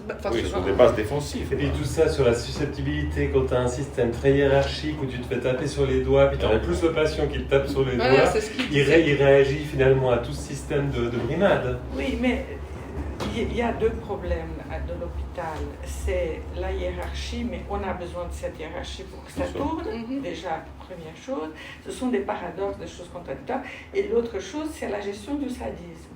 C'est la présence du sadisme. C'est-à-dire qu'on a besoin du sadisme pour, des fois, traiter le patient. Et ça, c'est-à-dire, c'est compliqué. Puisque quand je me suis plainte une fois à mon analyste que j'ai été opérée par un chirurgien et que j'ai été lui parler et il n'a pas dit un mot. C'était une espèce d'agent SS. C'était un très bon chirurgien du reste. Et puis mon analyste a répondu, j'irai jamais chez un chirurgien qui parle. Donc, alors ça, c'est vraiment une chose interprétative que je trouvais que ça a ouvert ma tête, qu'on a besoin de ce sadisme pour se traiter. Donc, c'est compliqué, ces 2 choses. Oui, mais il faut qu'il soit paramétré, il faut qu'il soit exactement, protocolé. Mais le problème, c'est ça. Comment, mais là, il faudrait un travail... de paroles énormes pour mettre en place quelque chose et pas du tout cette circulation de médecins assistants qui vient et qui va, parce qu'on n'arrive pas à mettre en place quelque chose de ce genre. On est arrivé à mettre en place quelque chose de ce genre dans un hôpital psy qui est à la Borde, puis il y a un autre maintenant à Loire qui va être vendu du reste, Cher-et-Loire. C'est un hôpital du genre la Borde où vraiment il y a tout un travail depuis le jardinier avec le cuisinier, etc., où il y a une circulation de parole et chacun fait son travail, mais c'est un petit peu bordélique, c'est un petit peu sale, c'est-à-dire s'il vient les contrôles de l'extérieur, c'est compliqué. Mais il y a 2 choses intéressantes dans ce que tu as dit. Une chose, c'est la question de l'agressivité du patient, l'autre de l'autorité du médecin, n'est-ce pas? Que souvent le médecin, il répond à l'agressivité par l'autorité. Et c'est là peut-être où il y a peut-être une différence dans notre spécialisation où on ne prend pas, on essaye en tout cas de ne pas prendre l'agressivité personnellement. C'est beaucoup plus simple lorsque c'est par exemple dans une analyse didactique. Récemment, un patient psy qui vient en colère contre moi en disant « Vous n'êtes jamais là lorsque j'ai besoin de vous parce que j'avais pris un week-end prolongé et puis j'ai annulé une séance lorsqu'en fait je suis là tout le temps, n'est-ce pas, même pour les urgences, etc. » Mais alors c'est beaucoup plus facile de ne pas le prendre personnellement que lorsqu'il s'agit d'une chose plus ou moins justifiée parce qu'il a attendu 2 heures et on n'a pas pu faire autrement. Non, d'ailleurs, une intervention, proposition qu'on faisait, c'était de donner une lecture différente à cette agressivité. Est-ce qu'on peut, si on se met à la place du patient, là, c'était vraiment quelque chose de très didactique. Si on raisonne après le patient, est-ce que c'est de l'agressivité? Est-ce qu'il est angoissé, ce patient? Et la perspective changeait assez radicalement. Sauf que c'est compliqué de mettre le sujet et pas les symptômes dans une poste comme ça. C'est très compliqué de faire émerger le sujet. Alors, cette tentative de Balint d'enlever l'autoritarisme justement du médecin, la question c'est quelles sont les limites? Quelle est la fonction de l'autorité dans le traitement? Et c'est la même chose pour la psychanalyse. Freud l'a essayé aussi, il a remis en question la question de l'autorité. Ferenc avec le traitement, l'analyse mutuelle.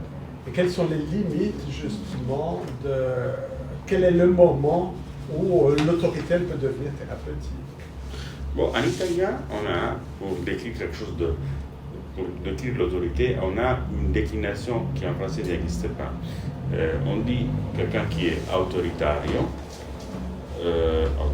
C'est différent de l'autoritarisme et d'autorité. On dit quelqu'un qui est autorevole. C'est-à-dire quelqu'un qui est autorevole. C'est-à-dire que quelqu'un qui a une fonction autoritaire, mais qui n'est pas du tout vexant. C'est-à-dire c'est presque protecteur, quoi. Una persona autorevole, quelqu'un d'autorevole, c'est quelqu'un auquel on dépose, on donne une autorité. Autorevole. Quelle est l'origine du mot? Revole, ça veut dire quoi? Volere, c'est volontaire, non? Non. Revole, ça veut dire quoi? Autorevole, je vais chercher l'origine, mais autorevole, c'est quelqu'un qui est autoritaire, mais qu'on lui donne cette autorité. C'est une autorité naturelle. C'est l'autorité, exactement, c'est l'autorité naturelle. L'autorevole, c'est l'autorité. Et justement, en général, à cause de son savoir. Oui, tout à fait. Le problème. Oui, quelqu'un qui Il occupe la place du savoir. Qui est autorisé, exactement. C'est ça, l'autorité, en général, Oui. il a une autorité naturelle à cause de son savoir-faire. Oui. Et toute la question de la psychanalyse, elle est là. Ça veut dire, on remet en question son propre savoir. Ouais. C'est un fait qu'on ne sait rien sur le patient. C'est pour ça qu'on remet en question le savoir, n'est-ce pas? Et je sais combien de fois ça m'est arrivé. Le patient, lors de la première séance, il me demande déjà que je lui parle de lui. Lors de la première séance, n'est-ce pas? Donc, on ne sait rien sur le patient, mais en même temps, on sait quelque chose justement sur l'agressivité. On a toute une expérience autour de ça. Et oui, nous avons un savoir. Nous avons un savoir. Nous sommes supposés savoir. Mais ce n'est pas seulement supposé, c'est-à-dire que nous sommes censés d'avoir un savoir pour recevoir l'autre. C'est ça. Et puis avoir la solution. Et puis... Oui, le sujet supposé savoir, c'est celui qui ne sait pas. C'est pas, mais qui est supposé savoir. Tandis qu'à part ça, il y a un savoir réel. Et comment utiliser ce savoir réel? Et qu'est-ce que c'est ce savoir réel?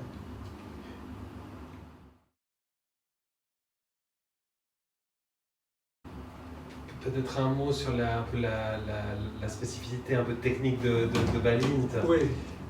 En lisant cet article, donc Influence de Balint sur la psychanalyse contemporaine de Michel Moreau-Rico, elle parle bien sûr... Comment ça s'appelle le texte? Influence de Balint sur la psychanalyse contemporaine de Michel Moreau-Rico, qui est une analyse française qui... Non, c'est notre livre, ça. Ah, ok. Et elle parle justement présente bien entendu Balint comme elle présente Balint comme un précurseur de la psychanalyse contemporaine, comme un disciple de Ferenczi, qui était en analyse, et il a perpétué un peu, il a poursuivi un peu ses recherches. Et puis elle parle justement, elle souligne que pour Balint c'était important chez certains patients d'être au diapason, d'anticiper des régressions massives. Il y aurait trois types un peu de psychologie, trois types de topologie, trois zones topologiques chez Balint. Il parle d'une psychologie à 1, 2 ou 3 personnes. Et il parle d'une topologie à 3 zones. Il parle de la zone édipienne, donc l'analyse va faire une interprétation. Il parle d'une zone de défaut fondamental où il y aurait des carences ou des insuffisances de l'environnement, des traumatismes très jeunes chez le patient. Donc, le rôle de l'analyse, ça serait d'être plus présent et d'être là. Et puis il y aurait des zones de création dans lesquelles il faudrait laisser le patient parler sans interférer. Voilà ce qu'elle souligne. J'ai découvert ça. Puis elle parle toujours de l'assouplissement aussi chez Balint du cadre en fonction de la structure. Enfin voilà, on est dans un système névrose, psychose et puis les états limites, avec tout le développement des thérapies brèves, thérapies focalisées, qui sont encore d'autres choses que ce dont on parle. Voilà, et puis pour lui, deux derniers points, c'était, elle souligne que le Balint justement est loin de la toute-puissance de la technique classique, et puis d'une position quand même un peu plus modeste de l'analyste. Mais tout ça par rapport au groupe Balint. Je parlais de manière globale par rapport à la technique qu'il apporte, parce qu'on était en train de parler de ça, de Balint. J'étais vraiment en train de parler de... Il y aurait presque deux Balint, le Balint psychanalyste et le Balint groupe Balint. N'est-ce pas? C'est deux techniques très différentes. Donc je me demande, et ça on connaît, peut-être qu'il faudrait rentrer plus dans l'œuvre de Balint pour savoir comment c'est sa technique en psychanalyse. Ça, c'est deux choses, mais je trouve que ça rejoint par rapport au groupe Balint l'idée que on s'adapte quand même. Il y a quand même l'idée qu'on s'adapte à la situation clinique, on s'adapte aux patients. Oui. Comme dans le... Oui, ça je pense que dans le Balint psychanalyste aussi... Dans les deux, c'est le point commun. Quand je dis mettre au diapason, c'est une métaphore très précise, très puissante. C'est-à-dire que le diapason, c'est le patient. C'est-à-dire que le diapason, c'est le patient. Le La à 44 S, c'est le patient. Qui est désaccordé et qui doit s'accorder, c'est le médecin. C'est ça qui... Donc, tout est complètement à l'inverse. Ce n'est pas au patient de s'accorder, c'est au médecin de s'accorder. C'est pas dans le rôle du détective enquêteur qui va dire « Avouez, dites-moi, qu'est-ce qui s'est passé ?» et puis donner les réponses. Oui, mais si on n'arrive pas à s'accorder, c'est aussi un indicateur qu'il y a quelque chose. Oui, bien sûr. C'est-à-dire, parce que si on impose aussi dans la technique et dans la supervision, il faut absolument s'accorder au patient, et c'est le patient qui a raison et qui sait, donc voilà, c'est une directive. Comme vous dire, tout doit être forcément empathique, alors c'est pas de l'empathie, c'est absolument ça. Absolument. Mais la plupart des médecins en formation, des étudiants, ils disent, quand on fait les entretiens simulés, par exemple, sur l'annonce de mauvaises nouvelles, moi je les supervise, je comprends que c'est pour vous difficile, mais bon, qu'est-ce que tu as compris? C'est juste de la rhétorique, il n'y a pas de compréhension réelle là-dedans, donc effectivement c'est juste un exercice rhétorique, un exercice d'identité. C'est fake. Oui, normalement c'est quelque chose qui est Mais c'est pour ça que je trouve que le terme de se mettre à disposition et de dire voilà maintenant je suis là, je suis disponible, je sais pas comment dire, je trouve que c'est un assez, je sais pas où j'ai vu ça, mais je trouve que de dire c'est 10 minutes, c'est 15 minutes, je suis là, je vous écoute, je suis disponible pour vous. Et là, moi je trouve que quand on est dans cette idée-là d'être, pour ce temps-là, je me concentre à ce que va dire cette personne-là, on y arrive à cette histoire de diapason, de flash parfois. Oui, parce que l'idée d'être utilisé, le médecin être utilisé par le patient, ça va un peu à l'encontre, c'est la question psychanalytique, ça, n'est-ce pas, être utilisé par le patient. Et ça va à l'encontre de la médecine traditionnelle. Ça veut dire, la médecine traditionnelle, qu'est-ce que ça veut dire patient? Patient, c'est passif, n'est-ce pas? Et en psychanalyse, c'est le contraire, c'est l'analyse qui est passif, n'est-ce pas? Et c'est le patient qui est actif. Oui, mais et toute la technique, elle est d'apprendre au patient de s'activer. Au début, l'activité de l'analyste est dans le sens de rendre l'analysant actif. Sujet. Non, mais je voulais dire qu'on peut être utilisé ou se laisser utiliser, mais savoir qu'on est utilisé.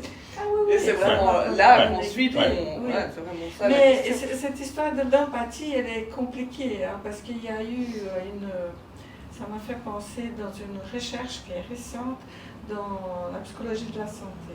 Ils ont fait une recherche sur l'empathie. Et on a choisi en oncologie. Donc, on fait comme ça. Et la conclusion de la recherche, c'était que le moment où les médecins, le descendent quand ils sont le plus empathiques, c'est au moment de leur annoncer des mauvaises nouvelles. Alors, la directrice de travaux dit, mais est-ce qu'on doit faire une recherche pour... Mais c'est évident qu'on est beaucoup plus empathique quand il y a... faut annoncer les mauvaises nouvelles. J'ai dit, écoutez, mais ça me paraît assez bizarre quand même. Je trouvais ça très intéressant. Pourquoi? Donc, est-ce que c'est une vraie empathie? Est-ce que, voilà, ils vont annoncer une mauvaise nouvelle, donc, alors, ils sont tout gentils, etc. Ou bien c'est... on passionne plus. Donc, non, mais il peut avoir... Ou bien est-ce un petit peu de sadisme. Oui. Enfin, un truc intéressant. Voilà. Franchement, ces gens qui n'ont rien, on s'en met. Exactement. Donc, franchement, ça s'est arrivé avec moi. J'étais un peu guérie, etc. Et puis, le médecin oncologue, je sentais que je l'énervais parce que j'étais guérie, quoi.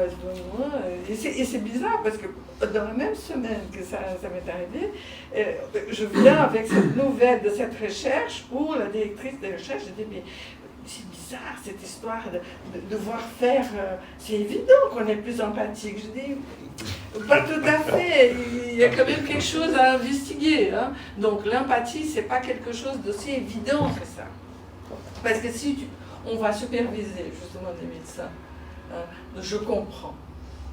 Qu'est-ce qu'on comprend? Je comprends. Donc, on essaye d'être compréhensif, d'être avec lui. Tout l'empathie, ça ne va pas se résoudre dans une phrase je comprends. C'est difficile. Tenez un mouchoir. Allez. Oui, c'est compliqué. C'est pas évident. Oui, mais ça rejoint la question de comment est-ce qu'on enseigne ça. Oui, et comment est-ce qu'on forme nos collègues médecins à être dans un savoir-être plus qu'un savoir-faire, et que peut-être que ça passe par des consignes un peu stupides de dire désolé je suis en retard, ou je comprends que ça doit être difficile. Au moins il y a ça. Au moins il y a ça, c'est sûr.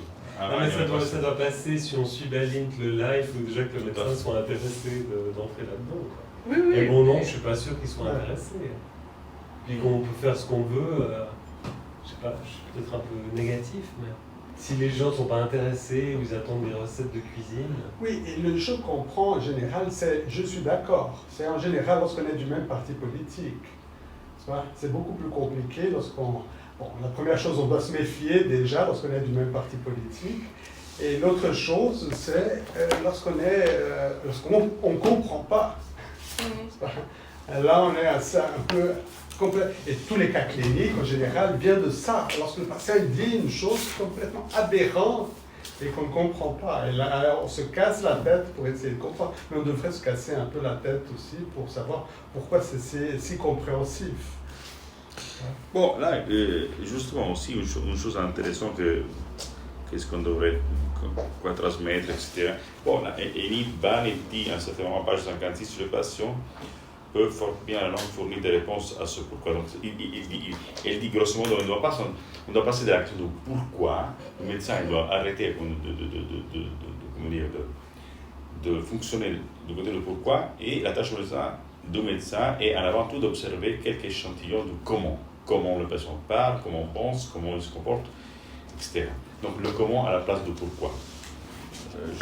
Je suis assez d'accord aussi. Oui, c'est une observation. Il y a donc beaucoup de poids et qui est psychologique. Les psychologues sont formés à des observations très depuis la première année. Enid Balint, elle était assistante sociale, n'est-ce pas? Et elle a été très importante dans l'initiative, dans le début, le déclenchement des groupes Balint.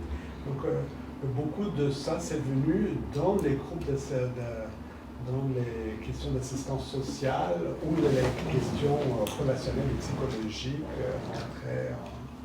L'autre grand inspirateur du groupe Balint, c'est Bion, qui a créé les groupes, la psychothérapie de groupe, la psychanalyse de groupe, même les analyses de groupe.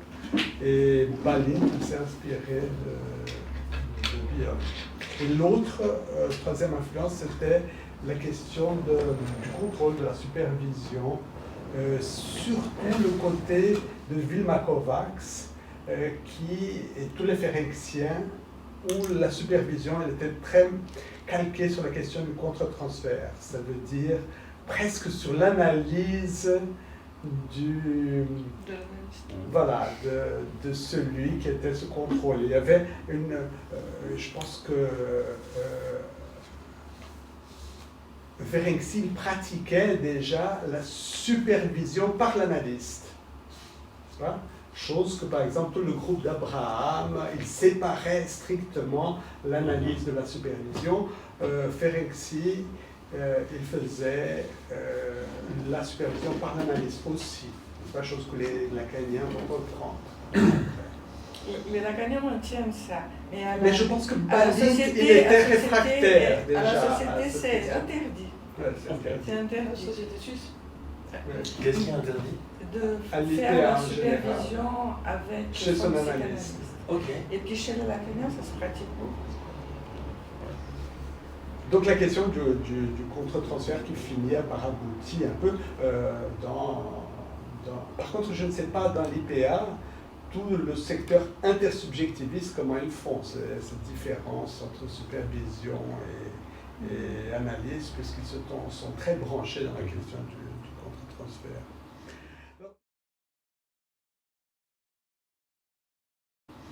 Alors, une dernière chose sur le groupe Balint, c'est la popularité en France du groupe Balint.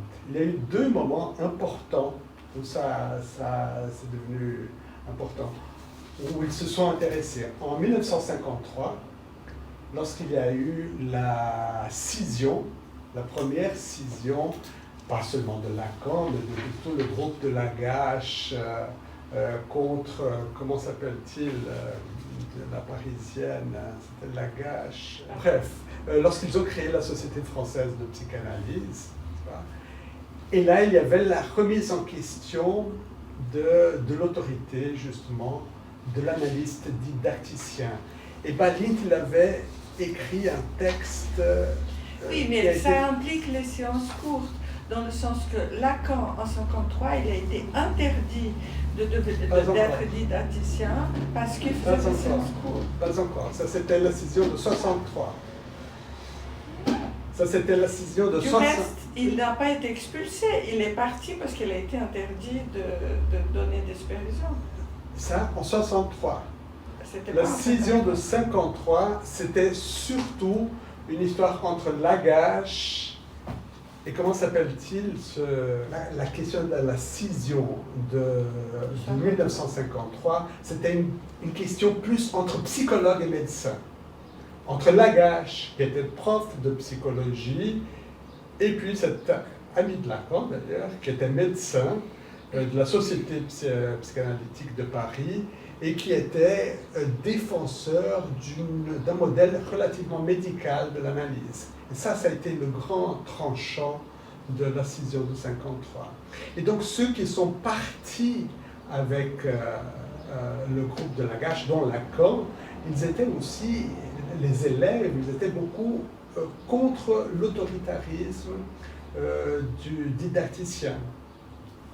Et ça venait d'un texte de Balint en 1947 qui s'appelle « À propos du système de la formation analytique », où à l'époque, par exemple, c'était les didacticiens, ils désignaient l'analyste pour le candidat.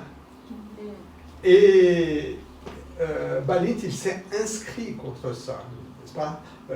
Entre autres, il y avait aussi, je pense, la fin de l'analyse était décidée presque par... C'était tant de temps d'analyse. Et Balint, lui, il venait dans la tradition ferencienne où Ferenczi ne distinguait pas psychanalyse didactique de psychanalyse thérapeutique. N'est-ce pas? Et donc, il défendait que la psychanalyse didactique devait être essentiellement thérapeutique et donc il fallait avoir une liberté de choix du candidat. Et toute cette question qui était contre l'autoritarisme du didacticien, elle a surgi en 1953.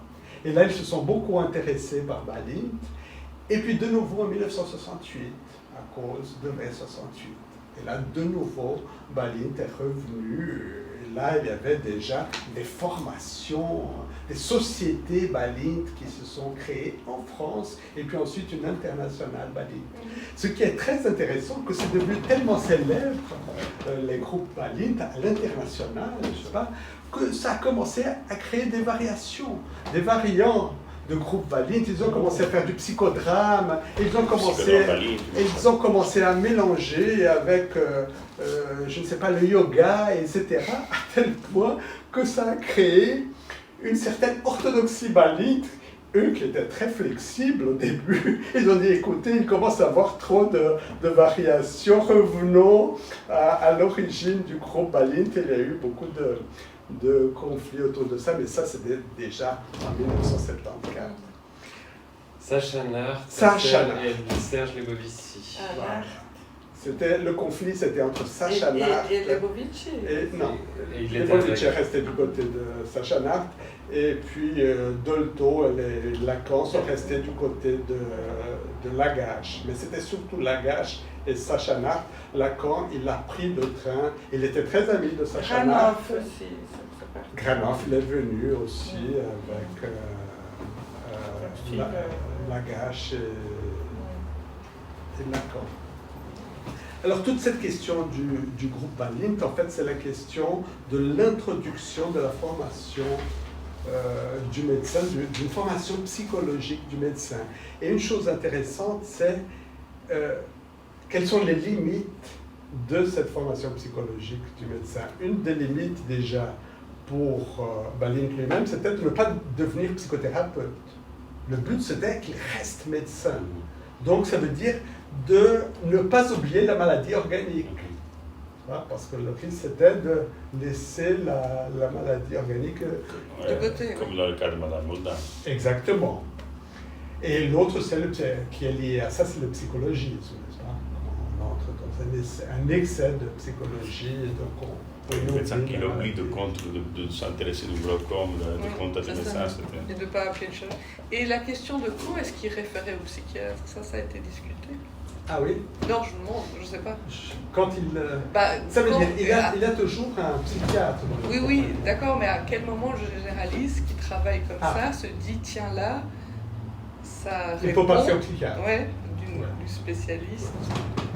Mais là, c'est le grand problème. Moi, je dis souvent qu'être généraliste, c'est la chose la plus difficile du monde, parce qu'on doit être spécialiste en tout, n'est-ce pas? Comme c'est impossible d'être spécialiste en tout, je pense que le bon généraliste, c'est celui qui connaît ses faiblesses. Et là, il se dit, j'adresse aux spécialistes. Je n'ai jamais fait de l'hématologie, donc... dans les problèmes hématologiques, je comprends jusqu'à un certain point, certaines anémies. Dès que ça complique trop, j'envoie chez le spécialiste. Ça, je pense que c'est la même chose. De nos jours, je pense que, je ne sais pas si c'est à cause des groupes Balint et de l'importance du groupe Balint, on voit beaucoup de généralistes qui font des psychothérapies. Ça fait partie. Et je pense que c'est même utile. Dans leur spécialité. Je pense que c'est même utile chez, par exemple, des patients qui ne veulent pas aller chez un psychiatre. Et donc, s'il y a un bon généraliste qui est bien formé, qui a fait une année ou deux de psychiatrie, et si possible, qui a même fait une analyse, qu'il puisse le prendre en psychothérapie.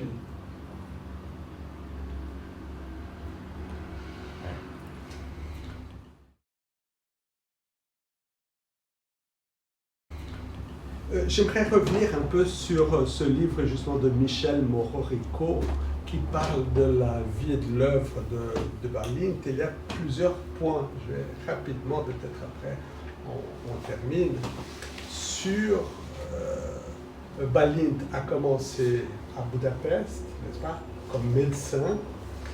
Et rapidement, il a découvert la psychanalyse et il s'est intéressé à la psychanalyse à travers Alice Balint. Une des premières choses qu'il a fait, il a fait une remise en cause du narcissisme primaire de Freud, la théorie du narcissisme. Il était contre l'idée du narcissisme primaire et il disait que ce qui était primaire, c'était la relation d'objet. Que la relation d'objet était antérieure au narcissisme. narcissisme. Ce que je juge une idée très osée, mais très intéressante, dans le sens où ça fait penser un peu à l'école sociologique française, n'est-ce pas, qui dit que la société est antérieure à l'individu. N'est-ce pas? Par contre, quelle est la place du narcissisme ensuite? C'est difficile de dire qu'il n'existe pas un narcissisme primaire. Moi, je n'ai pas renoncé à l'idée de narcissisme primaire après avoir lu Balint. Surtout qu'il y a un moment où il parle d'un truc, je ne sais pas si je vais retrouver ça, il parle du fœtus.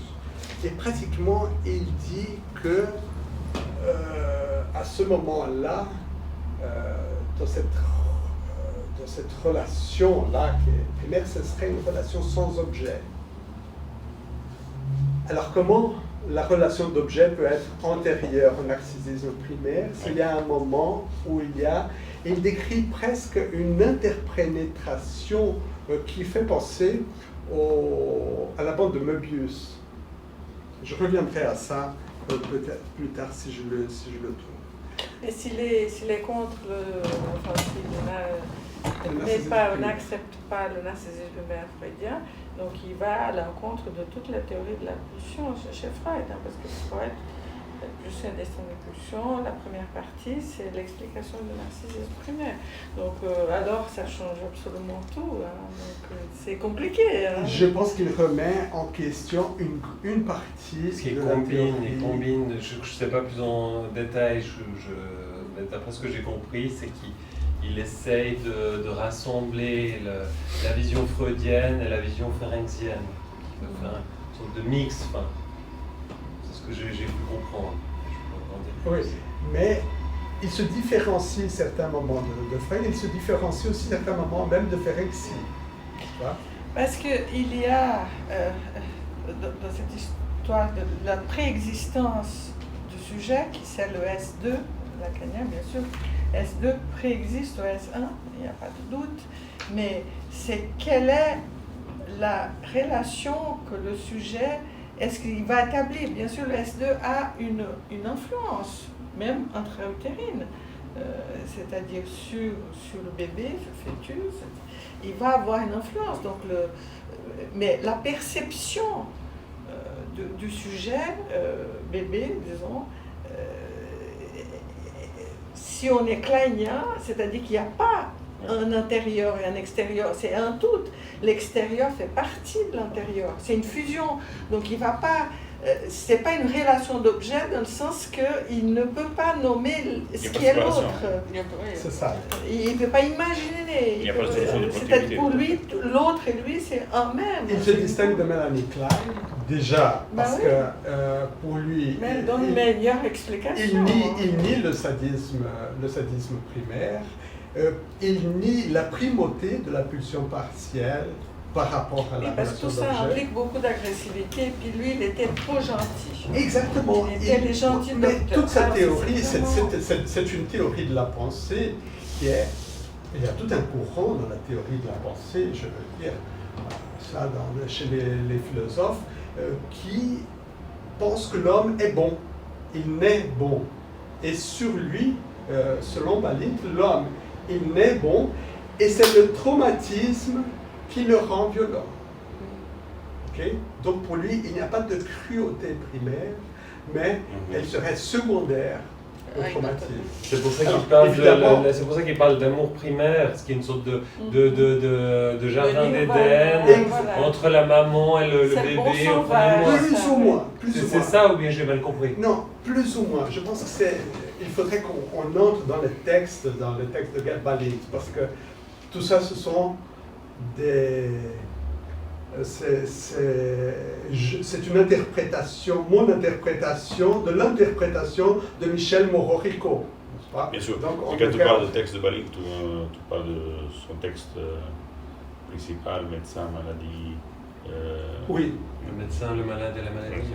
Alors, ça c'est la partie médecin de Balint. Il faut dire que tous les premiers textes de Balint était déjà à Budapest, était beaucoup sur la psychosomatique et les questions liées à la médecine. Et petit à petit, il a commencé à faire des textes plus psychanalytiques. Et c'est là qu'il a commencé à parler, entre autres, de cette question de la relation d'objet comme étant primaire.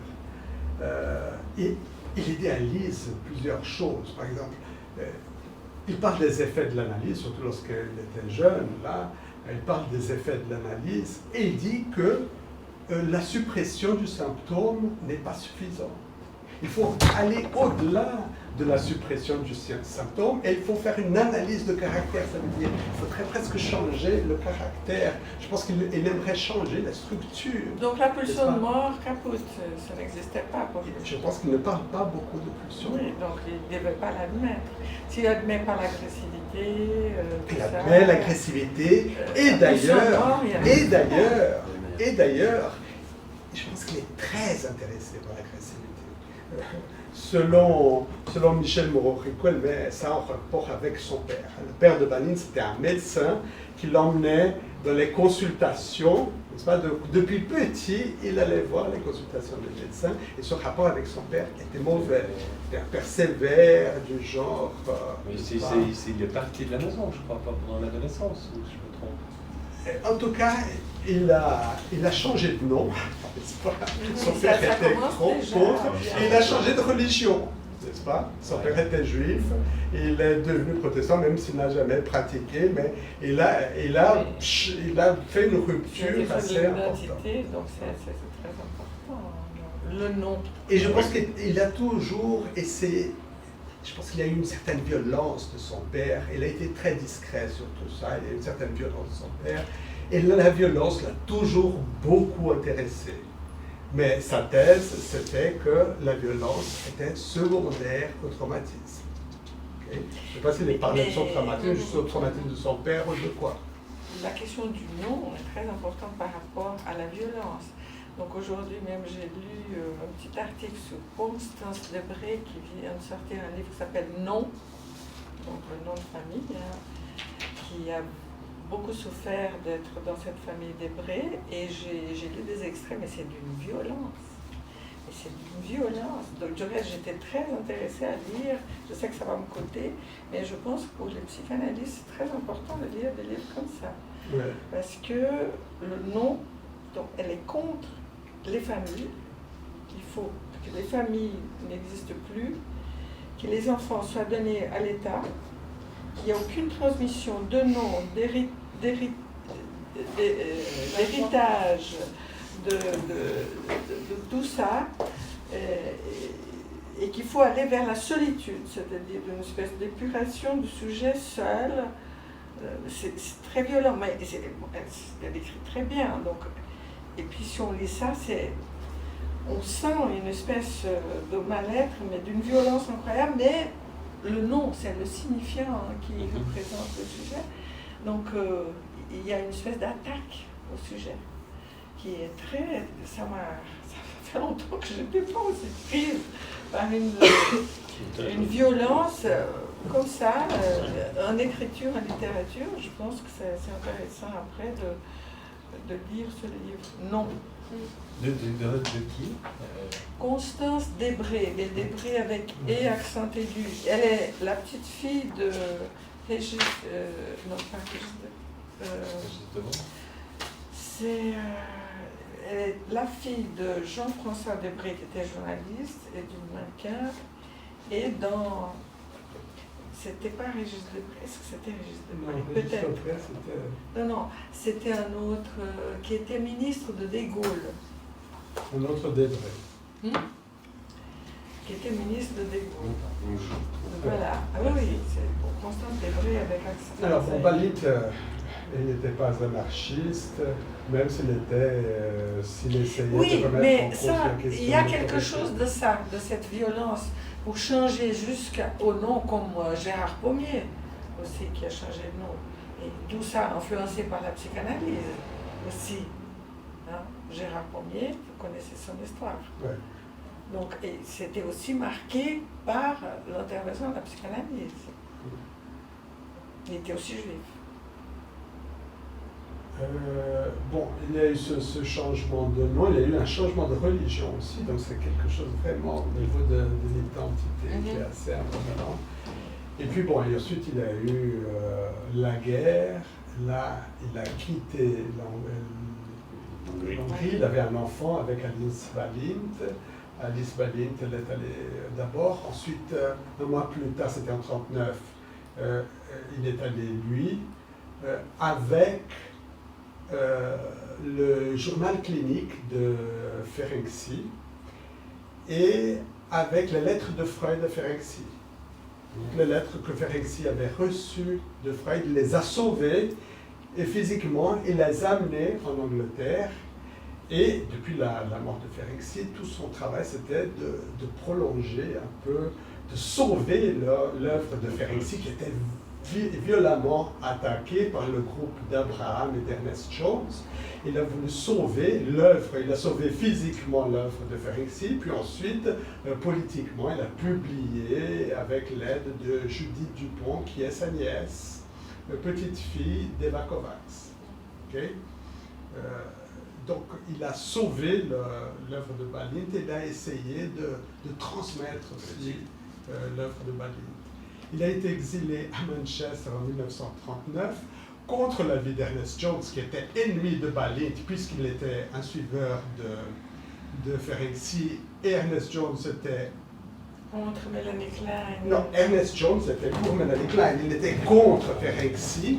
Ernest Jones avait fait une analyse chez Ferenczi, et il est devenu le plus grand ennemi pratiquement de Ferenczi. C'est lui qui a dit que Ferenczi était devenu psychotique, etc.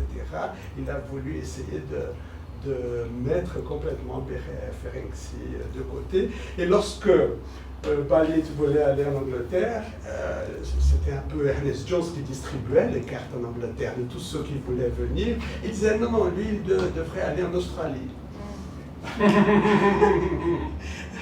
Et puis il a réussi à aller à Manchester, donc quand même relativement éloigné. Mais peu de temps après, Alice Balint meurt d'une rupture d'anévrisme. Et c'est un moment de dépression pour Balint, seule avec son fils dans un pays étranger, jeune veuf. Et il arrêtait d'écrire là, et puis ensuite il reprend l'écriture à partir de 1947. Il se marie en 1944 avec une patiente, après le décès d'Alice. Il se marie avec une ex-patiente. Il fait selon les règles de l'art. Une fois l'analyse terminée, il se marie, mais ça n'a pas duré, ça a duré une année ou deux, et il s'est divorcé. C'est beaucoup plus tard qu'il va se marier à Enid Balint. Il recommence à écrire à partir de 1947.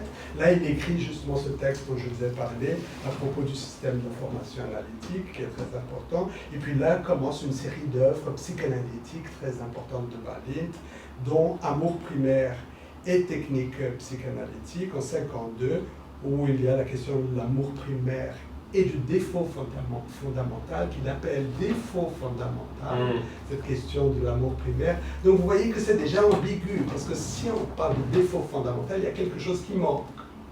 Okay? De cette relation passive de l'enfant, où il dit que l'enfant n'aime pas, l'enfant est aimé. Okay? Ça, c'est ça. En tout cas, il met l'enfant comme dépendant, ce qui ressemble un peu à Winnicott. Et puis ensuite, en 1954, il écrit « La vie et les idées du marquis de Sade ». Ok? Ça veut dire, il s'intéresse à la question du sadisme. Vous voyez que ce n'est pas si simple son refus du sadisme primaire. Ça ne veut pas dire que ce n'est pas intéressant, qu'il ne se préoccupe pas de ça. Il se préoccupe et beaucoup de ça. Et ça ne va pas tomber dans l'oreille d'un sourd. C'est qui va s'intéresser à ce texte après lui? Lacan, dans les années 58, 59, 60. Et Lacan, il s'intéressait déjà à Balint à partir du système de formation analytique, mais il a commenté beaucoup ce livre de Balint, Amour primaire et technique psychanalytique, qui a été écrit en anglais et que Lacan a lu en anglais. Ensuite, il écrit les voies de la régression. Sa question de la régression était très importante pour lui. Et puis en 68, il écrit le défaut fondamental, aspect thérapeutique de la régression. Parce que pour lui, et c'était toute l'époque kleinienne, sur ce point il était kleinien, il mettait l'analyse comme étant une régression bénigne, et toute la peur des analystes de cette époque, c'était la régression maligne. Ça veut dire une régression qui développerait une psychose, n'est-ce pas? C'est les états limites, le problème des états limites. Mais selon eux, c'était des questions de technique analytique qui pourraient mener une psychose ou pas, déclencher une psychose ou pas. Ils avaient beaucoup peur, le divan était très important, il ne fallait pas mettre allongé selon certains... C'était trop chaud pour la machine. Oui, aussi. 5 minutes, ça va être... Tu es très enthousiaste, mais... Non, je vais terminer. Oui, et je vais juste terminer avec la question de Balint en France et la relation avec Lacan. Donc Lacan, il admire le clinicien, mais il réfute le théoricien. Pourquoi? Parce que Balint, il parlait de la question de cette harmonie primaire, que d'ailleurs Winnicott aussi, ça l'a heurté, cette question de l'harmonie primaire, mais qui ne semble pas si claire que ça, parce qu'il parle de la nostalgie d'une complétude imaginaire. Donc cette complétude, elle serait imaginaire. Donc c'est presque la nostalgie de quelque chose qui n'a pas eu lieu. Okay? Ici, je trouve que ce qu'il disait, qu'avant la naissance, le soi et l'environnement sont mêlés, n'est-ce pas? Qu'ils s'interpénètrent et que c'est un univers sans objet. Et c'est ça qui fait penser à la bande de Möbius. Okay? Le soi et l'environnement s'interpénètrent. Et c'est pour ça que je dis que c'est difficile de dire que la relation d'objet est antérieure au narcissisme primaire s'il n'y a pas d'objet au début. Donc, il réfute le théoricien, Lacan, et entre autres la question de la fin de l'analyse. Il faut dire que Balint a été un des premiers à parler de fin d'analyse. Et ça, c'est une question que Lacan a travaillé toute sa vie. S'il n'a pas théorisé la question de la séance courte, il a théorisé la fin d'analyse. Et beaucoup. Par contre, à l'envers de Balint. Parce que Balint, c'était l'idéal de la génitalité, et l'amour génital, c'était presque l'issue de l'analyse. C'est ça, Lacan, n'est-ce pas? Il n'a pas supporté cette idéalisation de la génitalité. Et justement à ce moment-là, il y a eu, en 1953, il y a eu un échange de lettres entre Balint et Lacan, autour justement, puisque Balint représentait l'IPA, n'est-ce pas? Et Balint, il a essayé de faire la nouvelle société être reconnue par l'IPA. Il a eu tout un échange avec Lacan. Lacan a beaucoup apprécié la position de Balint. Et Balint, c'est là qu'il disait qu'il était contre les raccourcissements des séances de Lacan, mais qu'il était intéressé, qu'il voulait savoir un peu plus, mais Lacan n'a pas donné suite à cette discussion. Voilà. Je vous remercie beaucoup. Merci. Merci à toi. Merci.